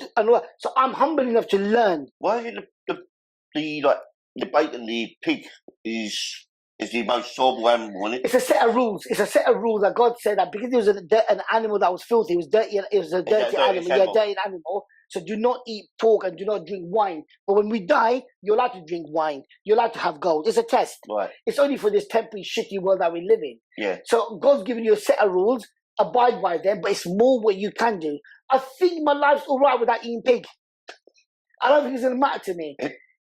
Drinking alcohol, you look at... I recorded my friend who was pissed out of his head, yeah? I recorded him one night. We went out, yeah? So I recorded him in the morning. And he goes to me, that's not me. You can't drink when you're... Like, Muslims can't drink. Muslims don't drink. And do you know what? Drink. They don't drink. But in the days before... they used to drink. Yeah. But because it takes you into a state where a lot of stuff happens when you're drunk. If you look at a lot of crime... So the older Muslims were allowed to drink years ago? Back in time, alcohol was okay. Yeah. It's only when they come to a forbidden, when people used to pray, they used to forget what they were praying. They were deluded. People, it was a lot of wrong was happening, so they forbidden it. And in the streets of Medina, there was rivers of wine, and they just chucked it away.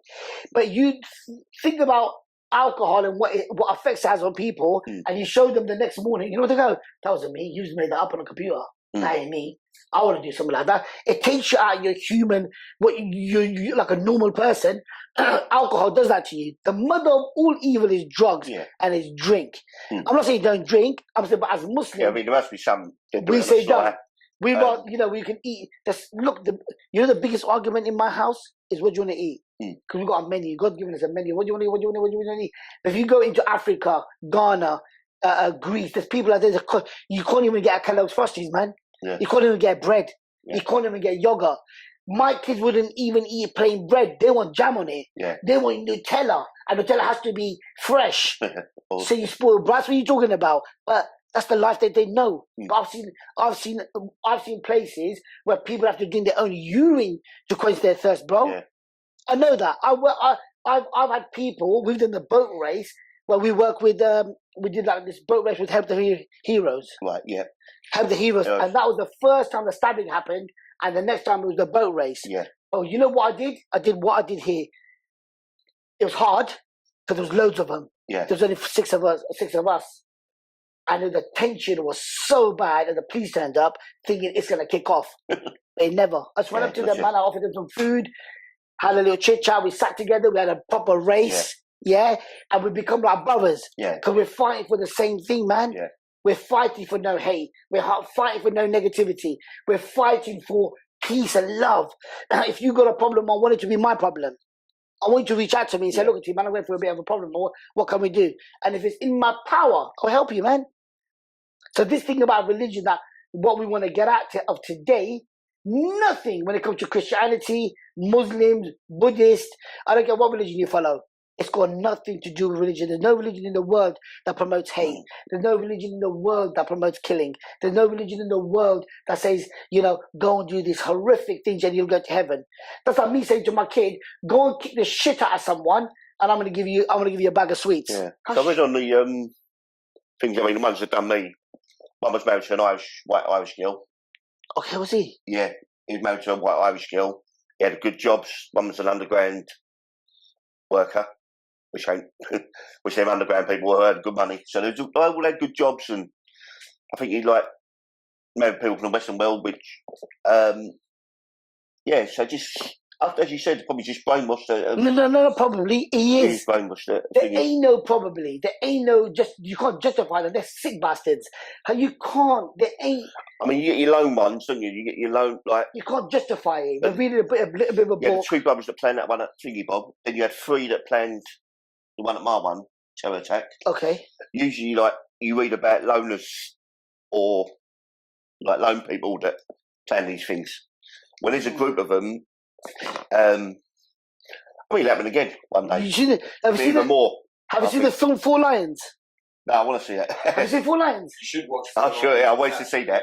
So if you watch 4 Lions, if you watch 4 Lions, it's the same thing was happening. A boy was thinking, but at the end of it, the guy tries to say we were so wrong. Yeah. He was so wrong. So I might watch the weekend as it goes. Yeah, it's I'll wait to watch that.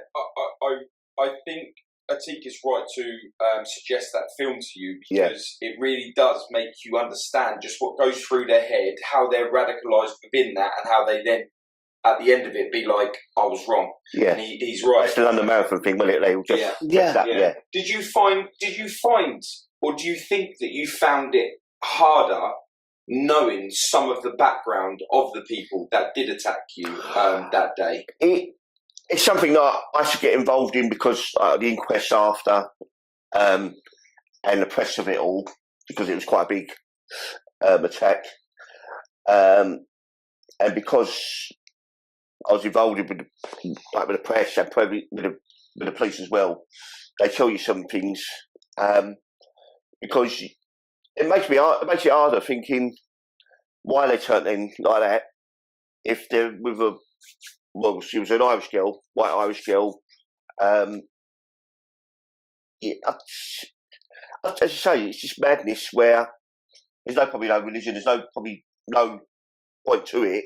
It's just a couple of nutters, these loners that go and shoot people, same as in the schools in America. They just go into schools and start shooting the their classmates. What gets them, maybe they might be picked on. These people, like say, one was for London Underground. Come on, my loneliness. Train driver or something, these people on good money. A lot more than what a normal person is. But money don't make you happy, man. People are millionaires. No, but what I'm saying is, they ain't as if, yeah, you're right. They're struggling or. I think this is one for you. Do you find it hard being able to have to always answer the question for your religion when each and every day, or more or less every day, you see in the newspapers, you hear on the radio about your religion getting radicalised and doing these horrific things? How do you feel, seeing this in the newspaper, hearing it on the radio, seeing it on TV, that modern day Muslims that are coming into and I use Muslim loose because these terrorists ain't following the correct Muslim path that you follow, or like most true Muslims do. How do you feel that most of the people that are getting involved with your religion now are doing it through radicalisation? It's heartbreaking, isn't it? It's heartbreaking because I love the religion. I love who I am. And I see the purity of it. There's no hate in it. And when I see all this Muslim thing happening, it breaks your heart. But you think, okay, there's nothing you can change. But I'm not going to change. I'm going to carry on talking about it. I'm going to carry on saving lives. I'm going to carry on uniting my family. I'm going to keep on spreading love and kindness. Yeah. And I'm going to carry on doing what I can because God's told me to do this, right? So it is going to get worse. It's never going to stop. If we get together as one team, as one family, there's no way anybody could touch us if we unite. If we become brothers, man. Yeah. If we unite and we become brothers, there's no way that anybody can touch us, man. We become untouchable. And it's heartbreaking, man, especially for our children. Because then our children have to go to school. If a terrorist attack happens, the parents will say, don't hang about with no Muslims, don't hang about with no Pakistanis and stuff like that. Just I get called a Paki all the time. Yeah. Taliban, you bombing bastards, all of that. But who cares? Because I'm not. The Taliban, you don't even hear that no more. That wording. Yeah. When the Taliban used to be a word that was quite often used, that got stopped, didn't it? It gets stopped, man, because it's not the flavour of the month anymore. Like I said, they took a break on COVID, didn't they? As soon as some other thing comes up, the terrorists will take another break. It's just an scapegoat. Let's talk about it all the time. Yeah. And to be fair, you've not really heard much about it now either. And as the press, you reckon, got a role in all this? I was just about to say the same thing. Do you feel like being Muslim or being from that religion that you are targeted a lot heavier, despite the terrorism, despite some of the things that do get publicised? Do you think just being that is... It's money making, man. It's anything to destroy Muslim money making. Do you know the biggest industry in the world is media, right? And at the moment, Muslims are so shit hot. If you want a part in blowing buildings, flying a planes, then you get a part in any movie you want now. Yeah. That's what they want. Let's throw some sick money. Blowing planes, I looked at that before that was the politics, wasn't it? Politics sides of things. It's just a shame that innocent people are getting involved in the mix-up of it all. Of course they are, man. Innocent people are going to get hurt all over the world. Look at these children that got shot up in a school. Look in America. Look in Africa. Look at poverty does a lot of stuff to you, man. People are taking their own lives. Kids at 12 years old are taking their own lives. Even Russia, Ukraine. Come on, Ukraine, Russia. We could talk here for weeks and we'll never stop. There are a lot of things that get put down to terrorism that ain't acts of terrorism. Like you say, with some of the school shootings, are just kids that have lost the plot and they're just going shooting, and that does get put down as terrorism, which does fall back to again your religion or the loose side of the religion, where they choose to make their own version of it, and if that's the case, and anyone that goes and shoots up a school is classed as an act of terrorism, then anybody that goes out and just randomly stabs people, gang related, must also fall under that category, right? Yeah. But why doesn't that get branded the same way that your religion gets branded? Because it doesn't sell. Because it doesn't sell. And this is one of the things I want, or several things I wanted to do with what we're doing today, of getting you guys together. One is to be able to open your heart up to the Muslim community and accept that not all Muslims are the same as the people. No Muslims are like that. No Muslims are like that. Exactly. Yeah. That done that. It's not religious. Thing. I have a lot of Muslim friends here with Atiq, with back in my hometown, and all over the country, to be fair. And I've never come across a bad Muslim. Yeah. Yeah, never. And Atiq is true testament to his religion and humanity. Yourself, I really wanted to get it out there and I wanted you to truly, truly understand the love of a Muslim. Yeah. And to be able to open your heart up to, again, fall back to your neighbour.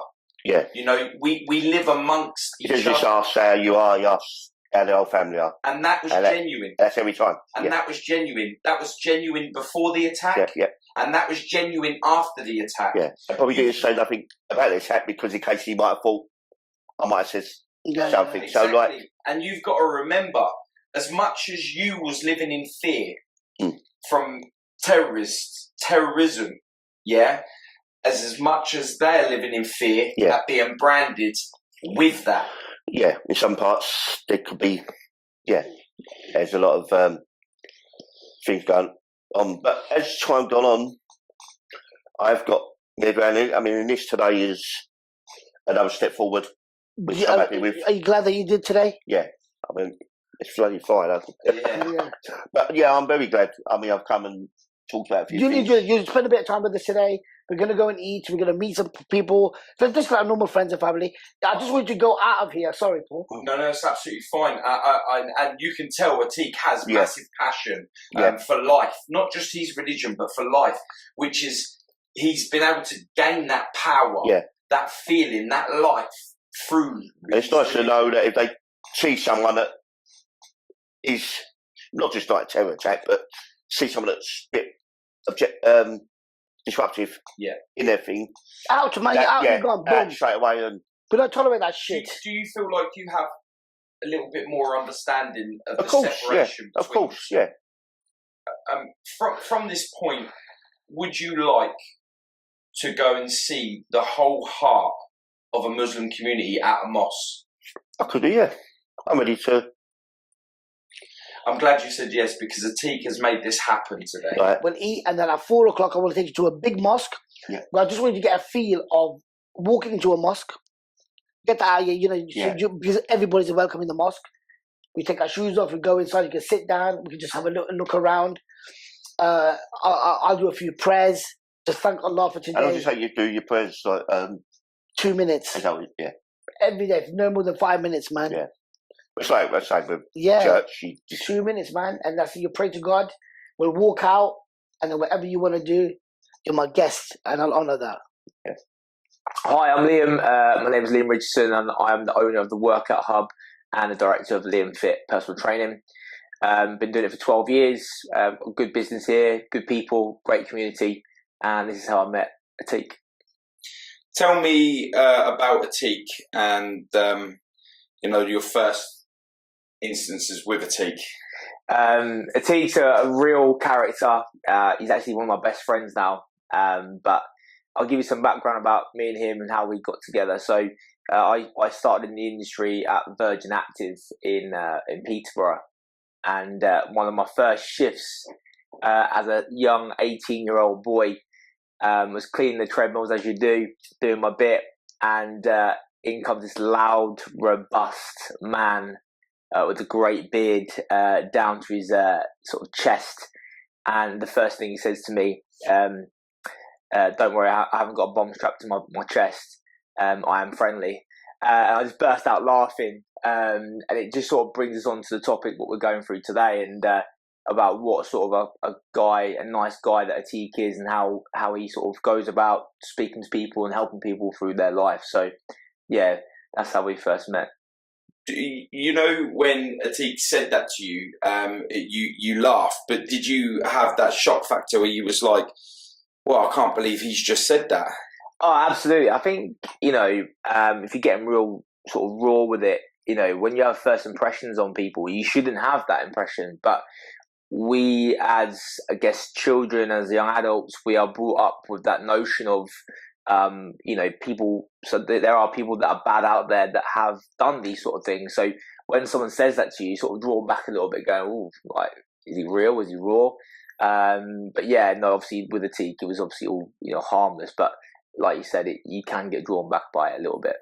So take us back before you met Atiq. We often find that before people meet kind-hearted souls like Atiq, they tend to brand them all from a visual. People are guilty of that with myself, covered in tattoos and stuff. I always get branded before they actually get the chance to speak to me. Was your outlook on people that looked like Atiq in a negative way? You must be a terrorist. You just want to radicalise me. Like most religions, you get religions that bash you on the doorstep, that try and stop you in the town. To try and convert you into a religion, whether it be Muslim, Christianity, or any of the other religions that are out there. Did you feel like before you'd spoke to him that he must have been associated with, terrorist, with the negative side of his religion through just the way he looks? He's got a bit of a different aura about him. So Atiq's got this real positive aura about him. So before we even spoke, I knew he was friendly.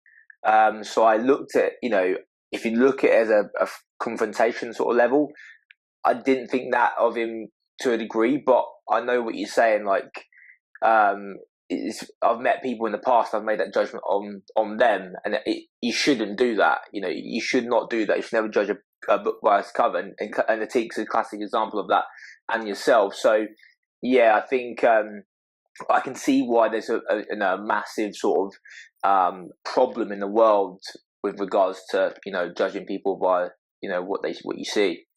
Yeah, unfortunately, there is a large percentage of the world, and before I started doing the podcasting, I was one of them people that would distinctively make up my mind based upon the way that they looked, which is really crazy, because if I was to look into the mirror of myself, I'd be like, wow, what do people think of me? This is something I've been a victim of, with the way that people view me to the way that they understand me after they've spoken. So, meeting Atiq was absolutely massive for me in such a large way, because when you sit there and you hear stuff on the news and the newspaper, they all tend to look exactly the same. But that's culture. That isn't terrorism. No. That's culture. Like Atiq described earlier on, if you was African, you'd have bright colours on, and that's their tribal dress wear. If you was like here from England, you'd have your tribal dress wear as what you'd be streetwear. That isn't acts of terrorism just because of the way they look. That's just culture, but people put that down. And it is a real shame that so many Muslims get branded this way, that they're failing to be accepted for the positive of what they are. You know, I'm not a religious man myself, but I fully understand all religions. Yep. And I accept every single religion, and I accept people within their religion. And thanks to Atiq, we're able to come here today to be able to help transform a man that's been affected by terrorism. And, you know, for Atiq to be the man he is today, you've played a part in that. You've actually played a massive part. And I don't think you realise that you opening your heart up and helping Atiq through his hard times where religion hasn't been able to help him, yeah, you've had such an effect on him that you have now got a brother for life. How does that make you feel? No, we got a bit emotional about, 3 or 4 weeks ago. We was having a bit of dinner. We was talking about, how we started out and what I guess we've done for each other, not just for him. He's done a lot for me as well. He's made me realise there's a whole new world out there in terms of like helping people, being kind to people. Like our community here at the Work Hub now, we've got lots of Muslims here that train here that are a big part of our sort of community.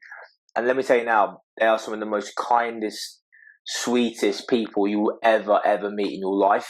And the stigma needs to be broken down because it's just incredible. Like, we could learn so much from them. We could work with them so much more. But again, going back to there's a big divide, isn't there? We've put this massive brick wall in front of us, and it doesn't need to be. And we was talking about it the other day, and it's sort of amazing to see what we've both been through and how we've helped each other. And he's just a great guy. I just love him to pieces.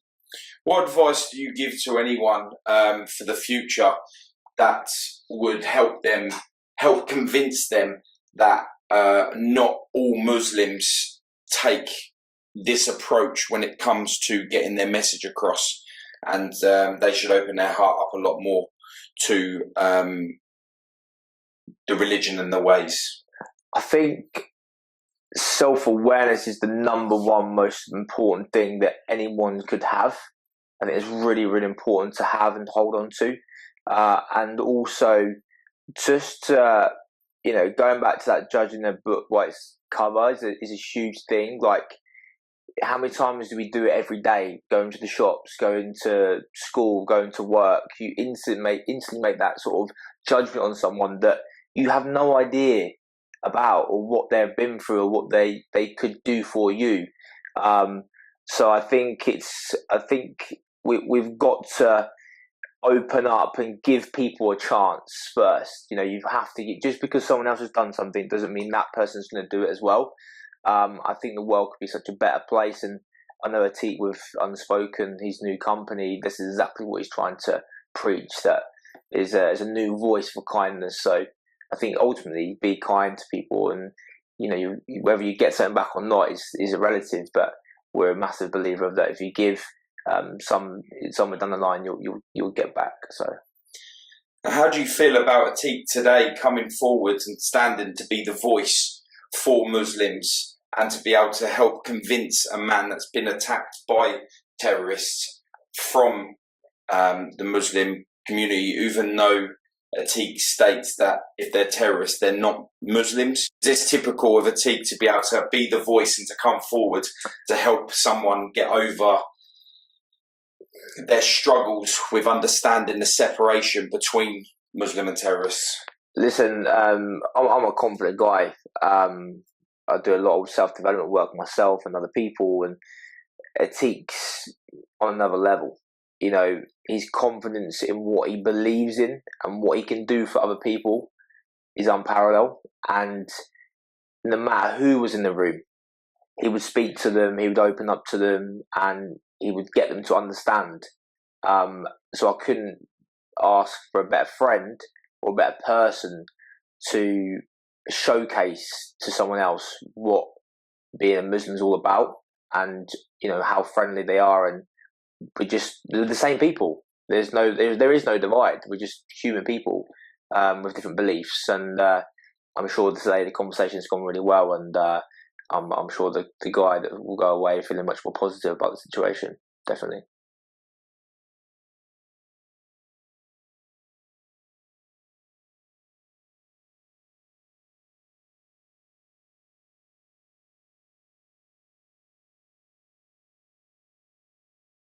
Why do you have a dome? Because it's a recognition that it's a mosque. Everywhere you go, but if, like, say, people travel, got green domes, but don't people, you? know, So people, like Christians have crosses, yeah. you have domes. So people travel, they can spot the dome. Now, there's a mosque. Let's go pray. Yeah, okay. So here's the calligraphy. So if you turn around right now, if you turn around here, this is where the imam starts to give a talk, Islamic talks. On a Friday, they'll stand here. This is where the congregation will. This is where Mecca is. So everybody has to face Mecca to pray.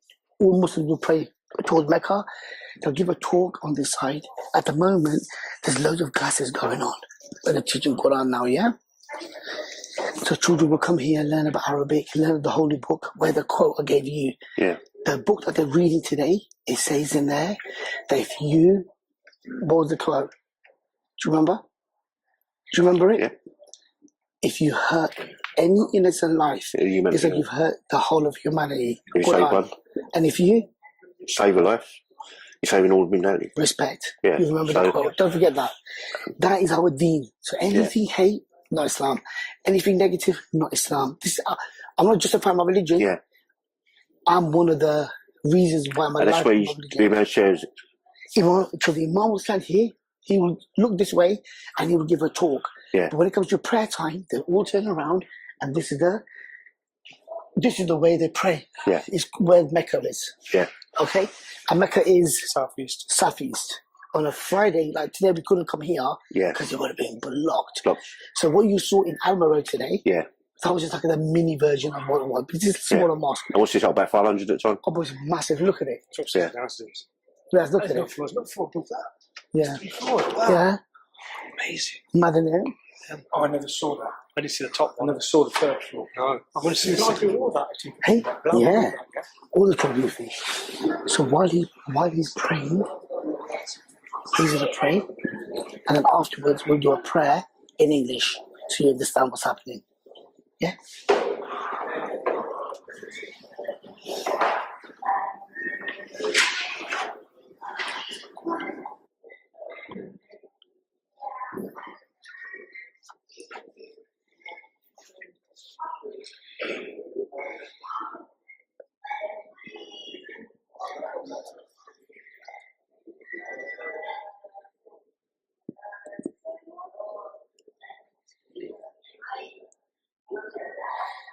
This is the second prayer of the day. So he's already done his morning prayers. Now he's going to do the middle prayer for the second prayer. Then the third prayer will be after 6 o'clock. And then when the sun is going, when the sun is setting, the fourth, and then Isha is the fifth. But they can do that indoors as well, Of course. You can pray anywhere, you can pray on the street. Yeah. Pray on the street. When I started praying, I used to go into a nightclub. Yeah. You know, come from my prayers, come home, do my prayers and go back in. Before I was young, Yeah.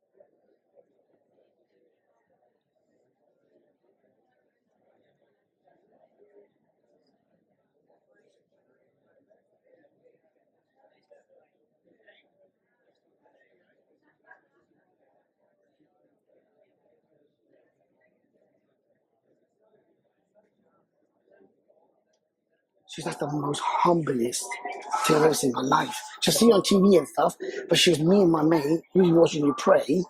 She was for anybody to go down on their hands and knees and to put your head on her floor. You can't get any more humble than that. That's saying, I'm a nobody.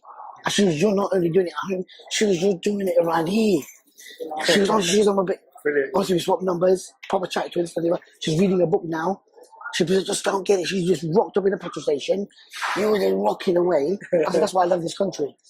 And that's why I'm so proud to be British. I think people are afraid to believe in what they believe is a negative religion due to the tag that you've been created with that. Like, if I was to believe in being a Muslim, would I get targeted as a terrorist? You know, because today, yeah, this will show a lot of people the true side of being a Muslim. Of course, inshallah. And it will show them that terrorism has nothing to do with being a Muslim. Definitely. Absolutely nothing. You know, and I think there needs to be more awareness of your belief in the positive that you've created today with myself. Like I said to you, I'm a non-believer of religion, but I accept it and I understand it. It doesn't mean that one day I wouldn't be religious, because my heart is open. You understand? Just like all of you guys were probably not Muslim from birth. You weren't practicing. But like, as you got older, you understood it and then accepted it more so. For you to be older and to do this, for me, my heart is not shut off to anything. I'm open to everything, and to see it today was humbling. To see you, bro. It's nice to see that humanity still has a belief in a greater power. It's emotional, man. Yeah, definitely. Allah bless you. How did you feel? Yeah, I felt watching him was quite interesting, as I've never seen it before. Yeah, Especially from some similar background, football and yeah. I'm glad this connected. Especially having these watching you and you like, yeah, he's probably just blanked him out and yeah, I did. How do you feel being a football man, being a face of an attack, being a part of this culture, yeah, seeing a fellow football man, yeah, a legend in his game. I mean, I will say that. I mean, but seeing him pray, I've had a great day and I listened to a lot of different things I didn't know about and seemed some other things, which has made me go home now thinking, good. Yeah. Yeah. Good man, well done. Yeah, my head's going to be like Good. What a we'll lot do better now, frame one. we'll do it like a prayer, but I'll do it in English. All you got to say is Ameen. It's all in English. Did you thank Allah for today? And if you want to be a part of it, Before we do that, can I say one thing? That terrorism and extremism is politically driven. It's not religiously driven. Yes. It's all to do with politics. Nothing to do with religion whatsoever. Just remember that point. 100%. And this is what I wanted to get across in this. The whole point was to show that it's not religion that's driving terrorism. Absolutely. And being able to stand here and feel and see how each and every one of you are is overwhelming, it's emotional, and it's energizing. And to be able to, I've not really been around a lot of people that have truly shown greatness in humanity like I have today. thank you. You know, and you're all of you believe in your religion, you're all Muslim, and I felt absolutely good to be around good people today. Thank you. And to be able to share it with you as well. Thank you for setting me. Likewise. Yeah, so, yeah. Thank you. It's It's been been a pleasure being around you two as well. And you, mate. Cameraman. He's a gangster, he's a G. Okay, so we'll do a little prayer in English, yeah? Bismillah ar-Rahman ar-Rahim, Ya Allah, the most kind, the most merciful. Allah, God, just want all of us to thank you for today, for such a positive day. Ya Allah, thank you for bringing the love and the energy that we have had today, and we had so much food. We're so thankful. Ameen. Ya Allah, let my brother Roy walk out of here today, out of your holy house, knowing that whatever he has been through has nothing to do with your beautiful religion, Islam. Ameen. Ya Allah, whatever his desires are, I want to pray for him and his family and a full recovery for him. Ameen. Ya Allah, give my brother Paul and all his family the best in this world and hereafter. Ameen. Ya Allah, whoever participated in today's work and today's energy and positivity, Allah reward them accordingly, and Allah unite us all. Today I'm standing here with the most colorful people, and Allah, this is only for your wisdom and only for your love and grace. Keep my family strong and let us work together and make this world a better place. Ameen. Ya Allah, thank you for the food. Thank you for everything that you have blessed us with. Protect us, and Allah, wherever there is act of terror, wherever there is anybody suffering, Ya Allah, save these people, and please help us to be proper Muslims so people know about your beautiful religion. Ameen. La ilaha illa anta subhanaka inni kuntu minal zalimin. Allah, thank you for everything. Ameen. Ameen. Ameen. Yeah. Ameen. Blessing, like a blessing. Bless yourself. okay.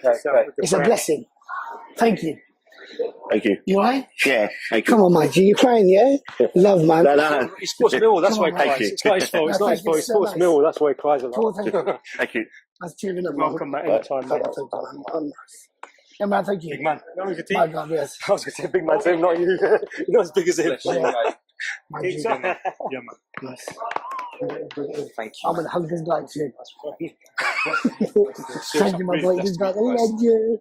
Absolutely. But there's nothing wrong with being a Muslim and being the best way you can. Yeah. There's nobody better than me to be a motivational speaker, but I'm Muslim first. Like, is that clear? I'm the best motivational speaker in the world. But I'm a Muslim first, man. Yeah. I'm Muslim first. And I told you that on the podcast, and I don't shy away from it. Yeah. The reason this happened today is because I believe in what I believe in. The power comes from my Lord. Yeah. And I'm not shy about that. I don't know, talking for 800 people. There must have been all professionals, man. And one of the questions were, why are you so confident? Why are you not sure? I said, because I'm a man of God. Yeah. How can I be scared when I'm openly saying that I love Allah, God, and God loves me?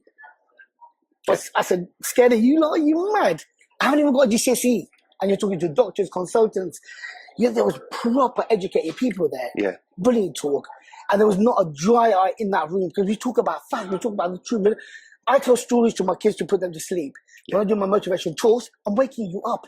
Yeah. And not only you, I'm waking myself up. It's about me, right? Yeah, good. I want to be a better person. I want to do this. I don't want you to walk around and you see Muslims and, you go across the road. I don't want you to ever have that fear again. Do you know what you spoke about today? Yeah. I don't ever want you to cross the road. It's like I've got a fear of dogs. Yeah. Why should I walk across the road because I got bit and I got some allergy thing going on? Do you understand me? Yeah. We shouldn't live like this that. is where I was left for dead. Do you understand? Yeah. But you have every right to feel scared because of what you went through. Yeah. And I'm sorry because any human being shouldn't go through that. Yeah. And inshallah, may God never let you see that again. But with this power that you got now, you can change so many lives, bro. Yeah. You can go around and talk about this football. You like this football thing you got going on. I'll show you can't down next season. You can talk to them. Yeah, give you a match talk. Yeah, talk about your stuff, man, and you'll be fine. But thank you for today, Ali. I appreciate it. No, I appreciate you coming. How do you feel standing, In a mosque. in a mosque? One, I mean, not only did you Always walked past them and always thought what it'd be like. And it's nice. It seems nice. Better than you up in the churches and like. Yeah, it seems more here. You understand? Yeah, but you're welcome anytime. The mosques are always open for anybody. Just walk in, sit down. You don't have to pray. Just come and observe, man. Feel the buzz. My own mates, they walk into a mosque when they're really down. They just sit there. Yeah. Because they know they get free food. Someone's going to give them some offer. Yeah. And someone's going to, you're Muslim yet? Not yet, but they'll take you to the shop anyway. Yeah. So they're always going in, yeah. So, because you're not going to get, Muslims are the most, I don't care, they're the most giving people in the world. Yeah. And facts prove that. Look at Ramadan. Look at the special days. You go and ask any Muslim for something, they'll give it to you first. Knock on any Muslim doors, they will never turn away food for you. They're the most giving people in the world, man. It's only a minority of people who label this. It is a minority, yeah. Label us with something, and the media love it. As I said to you before, when COVID kicked in, terrorists went on a strike. Yeah. Where were they for 2 years? Yeah. Do you understand? It never happens. Yeah. It's mind game. But anyway. It's made me feel a lot better.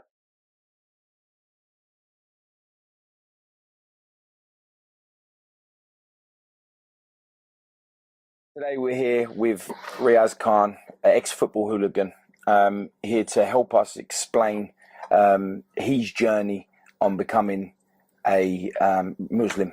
He's already been a Muslim his whole life, didn't really understand it much as a youngster, and from what we've done today already that we all got together to help a gentleman who has been a victim of terrorism on London Bridge, where he was stabbed multiple times. He got to a part in his life where he was able to take the next step in his life to be able to pursue a happier outcome and not have the hate that he had towards Muslims, thinking that they were all the same as the people that commit terrorist acts. Today I've been gifted great friendship, great love, and it's all come from the heart. And I've been blessed with people today to help me along the journey with being able to help Roy take that next step into a brighter future. And with that today, I have you to help us. Tell us a little bit about yourself. I mean, when you got a phone call from Atiq asking you about coming down to help us make these steps into helping raise awareness in the Muslim world on being great, you was absolutely on board with it, weren't you? 100%. I'm up for it straight away because I've always spoke out against extremism. I don't know if you ever seen me on Facebook and things like that. I mean, I even spoke out against remember the Daily Mail, or was it the Sun newspaper, when it said 1 in 5 Muslim families believe in terrorism or something. 1 in 5 Muslims in UK believe in terrorism or support ISIS or something. I spoke out against that. From that, it gave me a platform to speak out against extremism, against terrorism, but against these idiots that go around killing in the name of Islam when they're not even killing in the name of Islam. They're killing in the name of some other bullshit. And when Atiq rang me and said, I'm pointing at him, and when he rang, he said, I said, yeah, I'm up for it. Yeah, I didn't know it was Roy. I didn't know it was him. I didn't know it was the Millwall Roy. I didn't know. I just thought it was some bloke who was, some other bloke. I didn't know who it was until I saw him. And I said, whoa, it's him, Millwall blood. And I was really happy to be a part of this. Yeah, we tried to keep it under wraps as much as we could, just because we wanted people to come and be truthful, express the truth and the love as natural as possible for Muslims. we didn't want people coming along just for the clout, for the chase, for the instant fame of whatever it is, to put shame or mockers on what it is that we're trying to do, which is help this man be able to understand the difference between the two. This is why it was never put out that you would be talking to Roy himself. It was really nice when you turned up, a football man like him. He was absolutely stoked to meet you, and it was a massive help that you come down today. I'm not sure if you realise just how much each and every one of you today has helped Roy, you know, and that all comes from faith, your religion, you know, because it's all about what you choose to give out. It's not about taking, it's about how you express yourself in such a way that it shows other people that they are family, and not everyone is an enemy, you know. And with that, it's been made clear to him to a point where he's accepted so much of today. I mean, God, we just went to mosque. He stepped into a mosque. He sat there and prayed. He watched you pray, and you see the emotion on him. It affected him in such a positive way. Now, if you would have said that to him a year ago, 6 months ago, maybe, he would have been, no way, not at all. What made him change? I mean, it's quite changed from 6 months ago, saying no way, and all of a sudden he's come into the mosque, has met Muslim guys before, spoke to them, had a lovely sort of, you know, had a nice banter with him, had a nice little chat with him. Just a lovely bloke. What made him change? I mean, I think like, you know yourself with trauma, there's only so much you can take before you need to face the reality of change. You know, if you don't accept that you have to be the one to make the difference with how you feel, instead of waiting for somebody else to try and make the difference, I think it's just waking up and realising you can't keep living this way. And I think he woke up and just said, I can't do this no more. And he's not really getting much help. I stumbled across him for a friend of mine who contacted him, Carl Scott. He put me in contact with Roy. We went from there. I went down and podcasted him, and I could see that he needed help. I could see that he needed someone to just leapfrog him into the scene, you know. He had no idea. You imagine, you being scared of something. Say you're scared of spiders, and someone turns around and says to you, pick up that spider. You're going to say no. But if I have a spider and I give it to you, you're going to allow me to put it on you, right? So if he's wanting to change and he wants to know more about the religion, more about the peace of the religion, who's he going to speak to? He has to speak to a Muslim. Do you think he's going to approach a Muslim after the last time he come into contact with someone? They stabbed him multiple times. He left him for dead. So the fact that I managed to be able to be in his life at that time, that he's thinking about change, he's wondering about your religion, he's wondering about the positive that comes from being a Muslim. I think I was just placed in his path at that right time to help him make the change, the transition, to be able to come and listen to you guys, spend the day with you guys, go to mosque, watch prayer, step into a mosque, step into your world. This is what we call destiny. It's called qadr. This was written from day dot. That's what it is. It's been written that you're going to meet Roy, you can bring Roy to the mosque. It was foretold. That's what we believe as Muslims. So this was written many, from the beginning of time. This is what I believe. So it was written that you was going to meet me, you was going to meet Atiq with Roy. Amazing. Absolutely. Amazing. Look at what we've done today. Amazing. If we didn't fall into paths with each other, what would our day be? You know, it would be the same as what it was yesterday. Same old. You know, because we live in a world where we're run by standard of living. Like we get up, we have breakfast, we go to work, we come home, we eat dinner, we have a bath, go to bed. It's monotonous. It's the same every day. But people don't realise how blessed they are to other people until they open up their hearts. And today I felt like being around the scene with many Muslims today, and every single person that I come across that follows the religion have all opened their hearts to me today, and I didn't even have to say anything. They accepted, shook my hand, said nice things to me. Oh, how are you doing? You know, like you don't get that in a day-to-day world where you just walk past people. They don't even say hello to you. They don't hold a door open. They'll walk through the same door you do, the opposite way, and they don't even hold it for you. You know what I mean? Like today, you guys done dinner. You made sure that we had plenty of drink, you know, and it wasn't just a case of we have to. You've done it out of kindness, and you believe that kindness comes from your faith. Absolutely, yes, it does. Absolutely. You bring a tear to my eye. Bloody hell. It's making me emotional. What's going on there, bro? Flipping neck. Give me a second. Okay, carry on. Sorry, give me a second. Wow. No, you're beautiful words, bro. Absolutely beautiful. I mean, you've hit my heart straight away. And I've got an attachment to you now. It's weird. I don't know. I've only met you, 2 hours? And I've already got an attachment. Like I've known you forever. Yeah. Yeah. It's mad, ain't it, how human beings are connected in some sort of way or another. When two souls meet and they connect straight away. Even though I've never known you. I've lived on this earth for 50 odd years. You've been on here 40 odd years. I've met you now. Whoa! Do I look younger than them or something? So, you know, it's just like, how strange to how the creator puts people together. This is what we believe. As Muslims, we believe that the creator puts people together for a purpose, for a reason. And today has been such a beautiful, positive reason that we've come together. 100%. You know what I mean? 100%. And you know, like when it comes to Roy, you know, he lives alone. He's got his dog. He lives alone. He lives alone. He's got his dog. He's got 2 dogs there, apparently.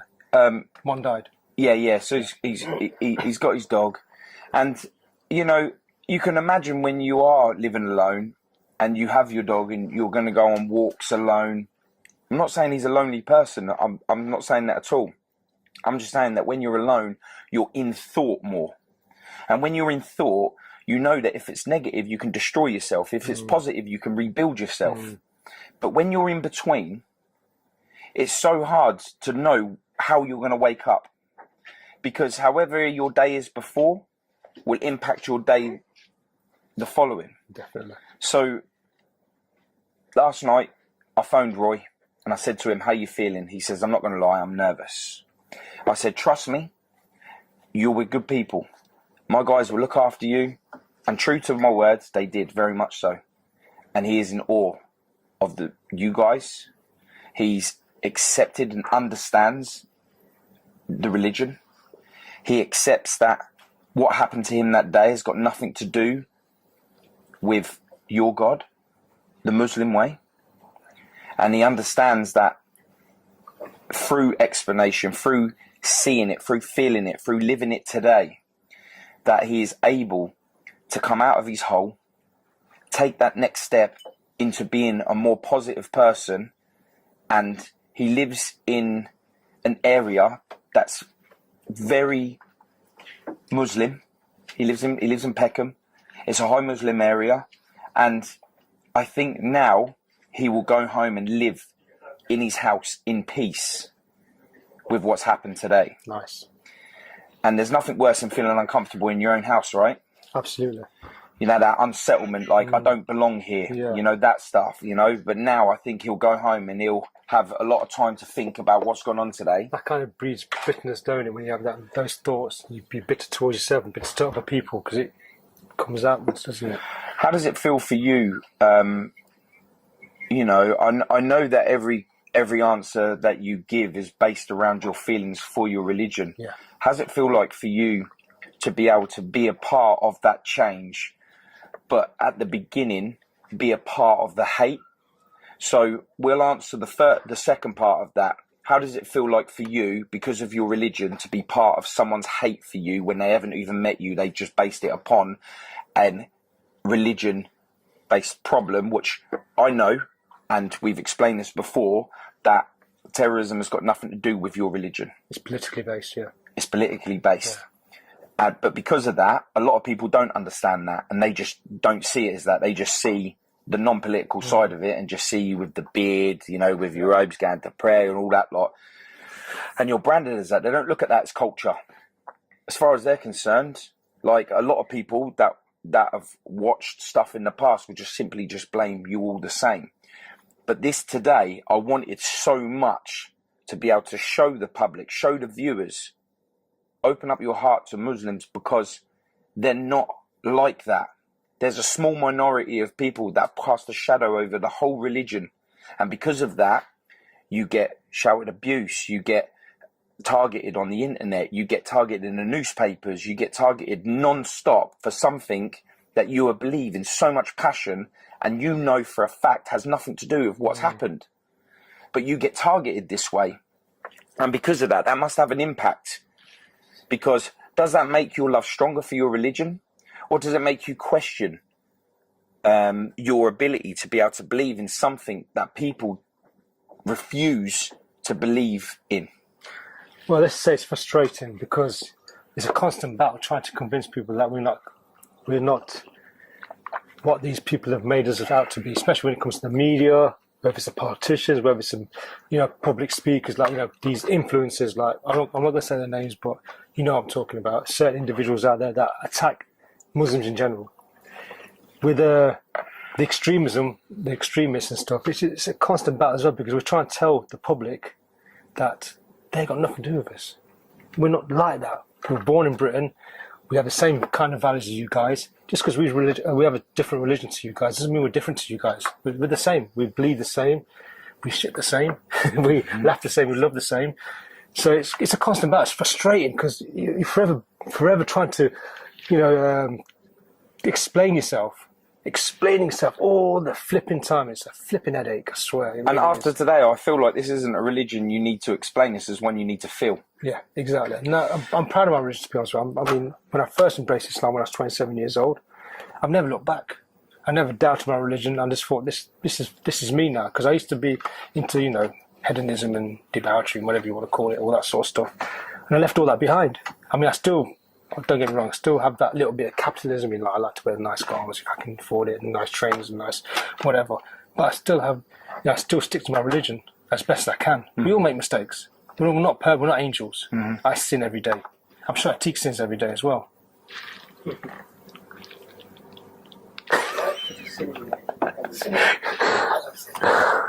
Special. So we all sinners, but at the end there, when someone comes into our face and says, you're this, you're that, we're like, whoa, no we're not, what are you on about? What about this guy here, he did this, and what about that guy, he did that? We're like, here we go again. Explain yourself. So it's a constant flipping battle. And this is so important that I'm able to get you guys together to be able to make this happen. You've done a wonderful thing. Yeah, I really need people to understand that, we are all human at the end of the day. And if we all thought the same, if we all believed the same, and if we all acted the same, this world wouldn't be boring, as special as what it could be. The fact that we're all different, and we do follow different religions, and we do dress different, and we do love different, it makes this place very exciting. We choose to make it a negative place. And because of that, there is a lot of hatred, and there is stupid things that do happen. But after today and spending the day with all you guys, the positivity is just overwhelming. Look, we can come together in commonality. Mm-hmm. Like, you want your kids to have the best things, I want my kids to have the best things. Mm-hmm. We want a roof over our heads, you want a roof over your head. Yeah. We just come together in commonality, just be good to each other. There's no need to hate each other. I mean, there's certain bodies out there that want to keep us divided. They've been doing it for centuries. Yeah. Divide and rule. That's the way to keep the working classes down, to hold us in our place, keep us in our place, they can control us. It's all about control. If we all got together and we all had the same, what's the word I'm trying to think of? The same, I'm an English teacher, I forgot the word. The same... I didn't go to school, so I won't even know what you're talking about. If we all had the same outlook, if we all had the same outlook, this place would be a different place. The politicians and all them lot shit themselves, they wouldn't know what to do with themselves. Yeah. You know what I mean? And we'd make this place a better place. We'd look after each other. Do you think that because you're a religion that's taken over a large percentage compared to what it used to be 100, 200 years ago, Christianity was the number one religion in the UK, and the fact that Muslims are taking over religion because people are feeling that more than Christianity, that the headlines, the newspapers, the politicians and that lot put a negative spin on your religion, so it keeps it down because you guys are more likely to stand up and tell the truth rather than hide things and shadow it in in different beliefs, I believe they're trying to keep you down in a negative area, a blanket of negativity within the media, so people would hate you guys more and brand you more as the negative than what they would do by trying to express the positive that you are, because you're becoming the number one religion. I think the media does us a favour, really, because they give us so much negativity, but it makes us stronger in our deen, stronger in our faith. It's weird how it works, because they hate us, the media. They're always dismissing us, always putting us down, always criticising Islam. It makes us closer to our religion. So it has the opposite effect. Now, I think if they started promoting Islam as being this religion of whatever, I don't think we'd become complacent and think, oh, yeah, we are, yeah, okay, and then we probably wouldn't be as religious as we are now. It sounds weird, doesn't it? Yeah. I don't have to kind of explain it in words, but the more hate they have for us, the more stronger we are in our religion. Don't you think, Atiq? Makes sense. I agree with you. I just want to butt in on that. No, just put in. He's not recording anyway. It's not about butting in. It's about, as a fact, look from September the 11th, when that happened. That was the biggest increase of people becoming Muslims after September the 11th. You would think that people would run away from Islam. Think about it. The biggest thing that's ever happened. Okay, let me get it now. Cut him off. And honestly, and how many people? Islam is the fastest growing religion in the world. It's a fact. I'm not even making it up, because it's a fact. People are becoming Muslims. So the more hate they give us, as what Rhea said, people are thinking, how can people hate this? Let me read a book. What are we going to find? Yep. They're going to find love, kindness, passion. Allah says this, Allah says that. There's nothing better in the world of being a Muslim. I say that in front of 800 people. I say that in my movies. You know me, Paul. I met you as a Muslim. Have I changed? No. Has I met you? I have. You, my sister. Have I changed? No. I changed. I've changed. Yeah, because you're going to become a Muslim soon. That's the point. He's halfway there with the beard. That's what the point. The point And he is, is as well. we should not change our character just because the media said that. Yeah. It doesn't matter. Yeah. Look at today. Today's a perfect example. Did you ever believe that this man who got stabbed by so-called Muslim is gone away today, knowing it's got nothing to do with Islam? He had his hands up in a mosque saying Ameen. You couldn't write this because we don't lie.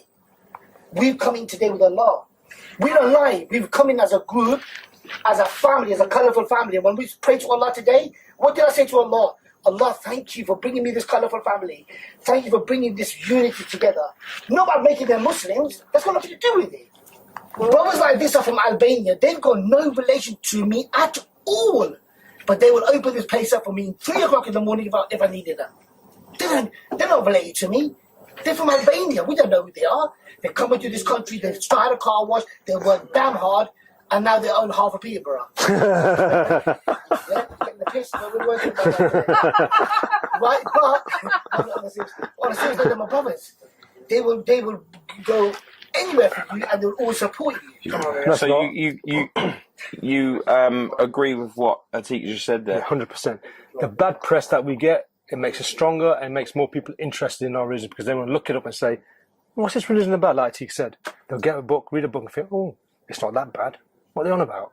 Do you think that you have to be in a state of mind to be able to understand the book, where if you look at it whilst thinking negative, that you'll view that outlook in a negative way, and that becomes the extremity of...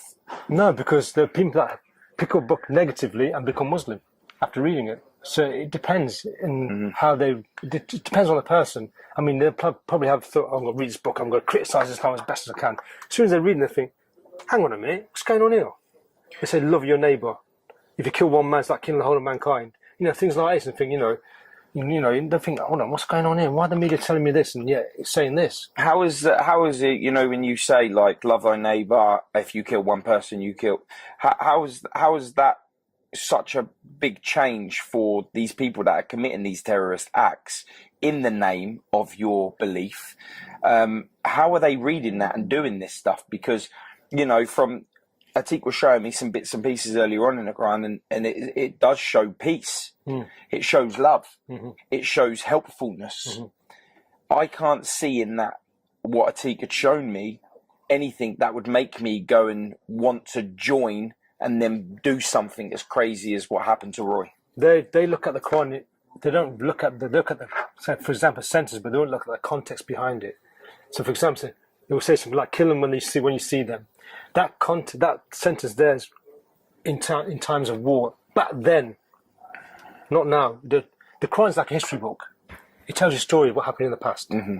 Like when there's a battle, certain battles. So these sentences come from those battles. So people are actually basically saying, right, it says here, kill them when you see them.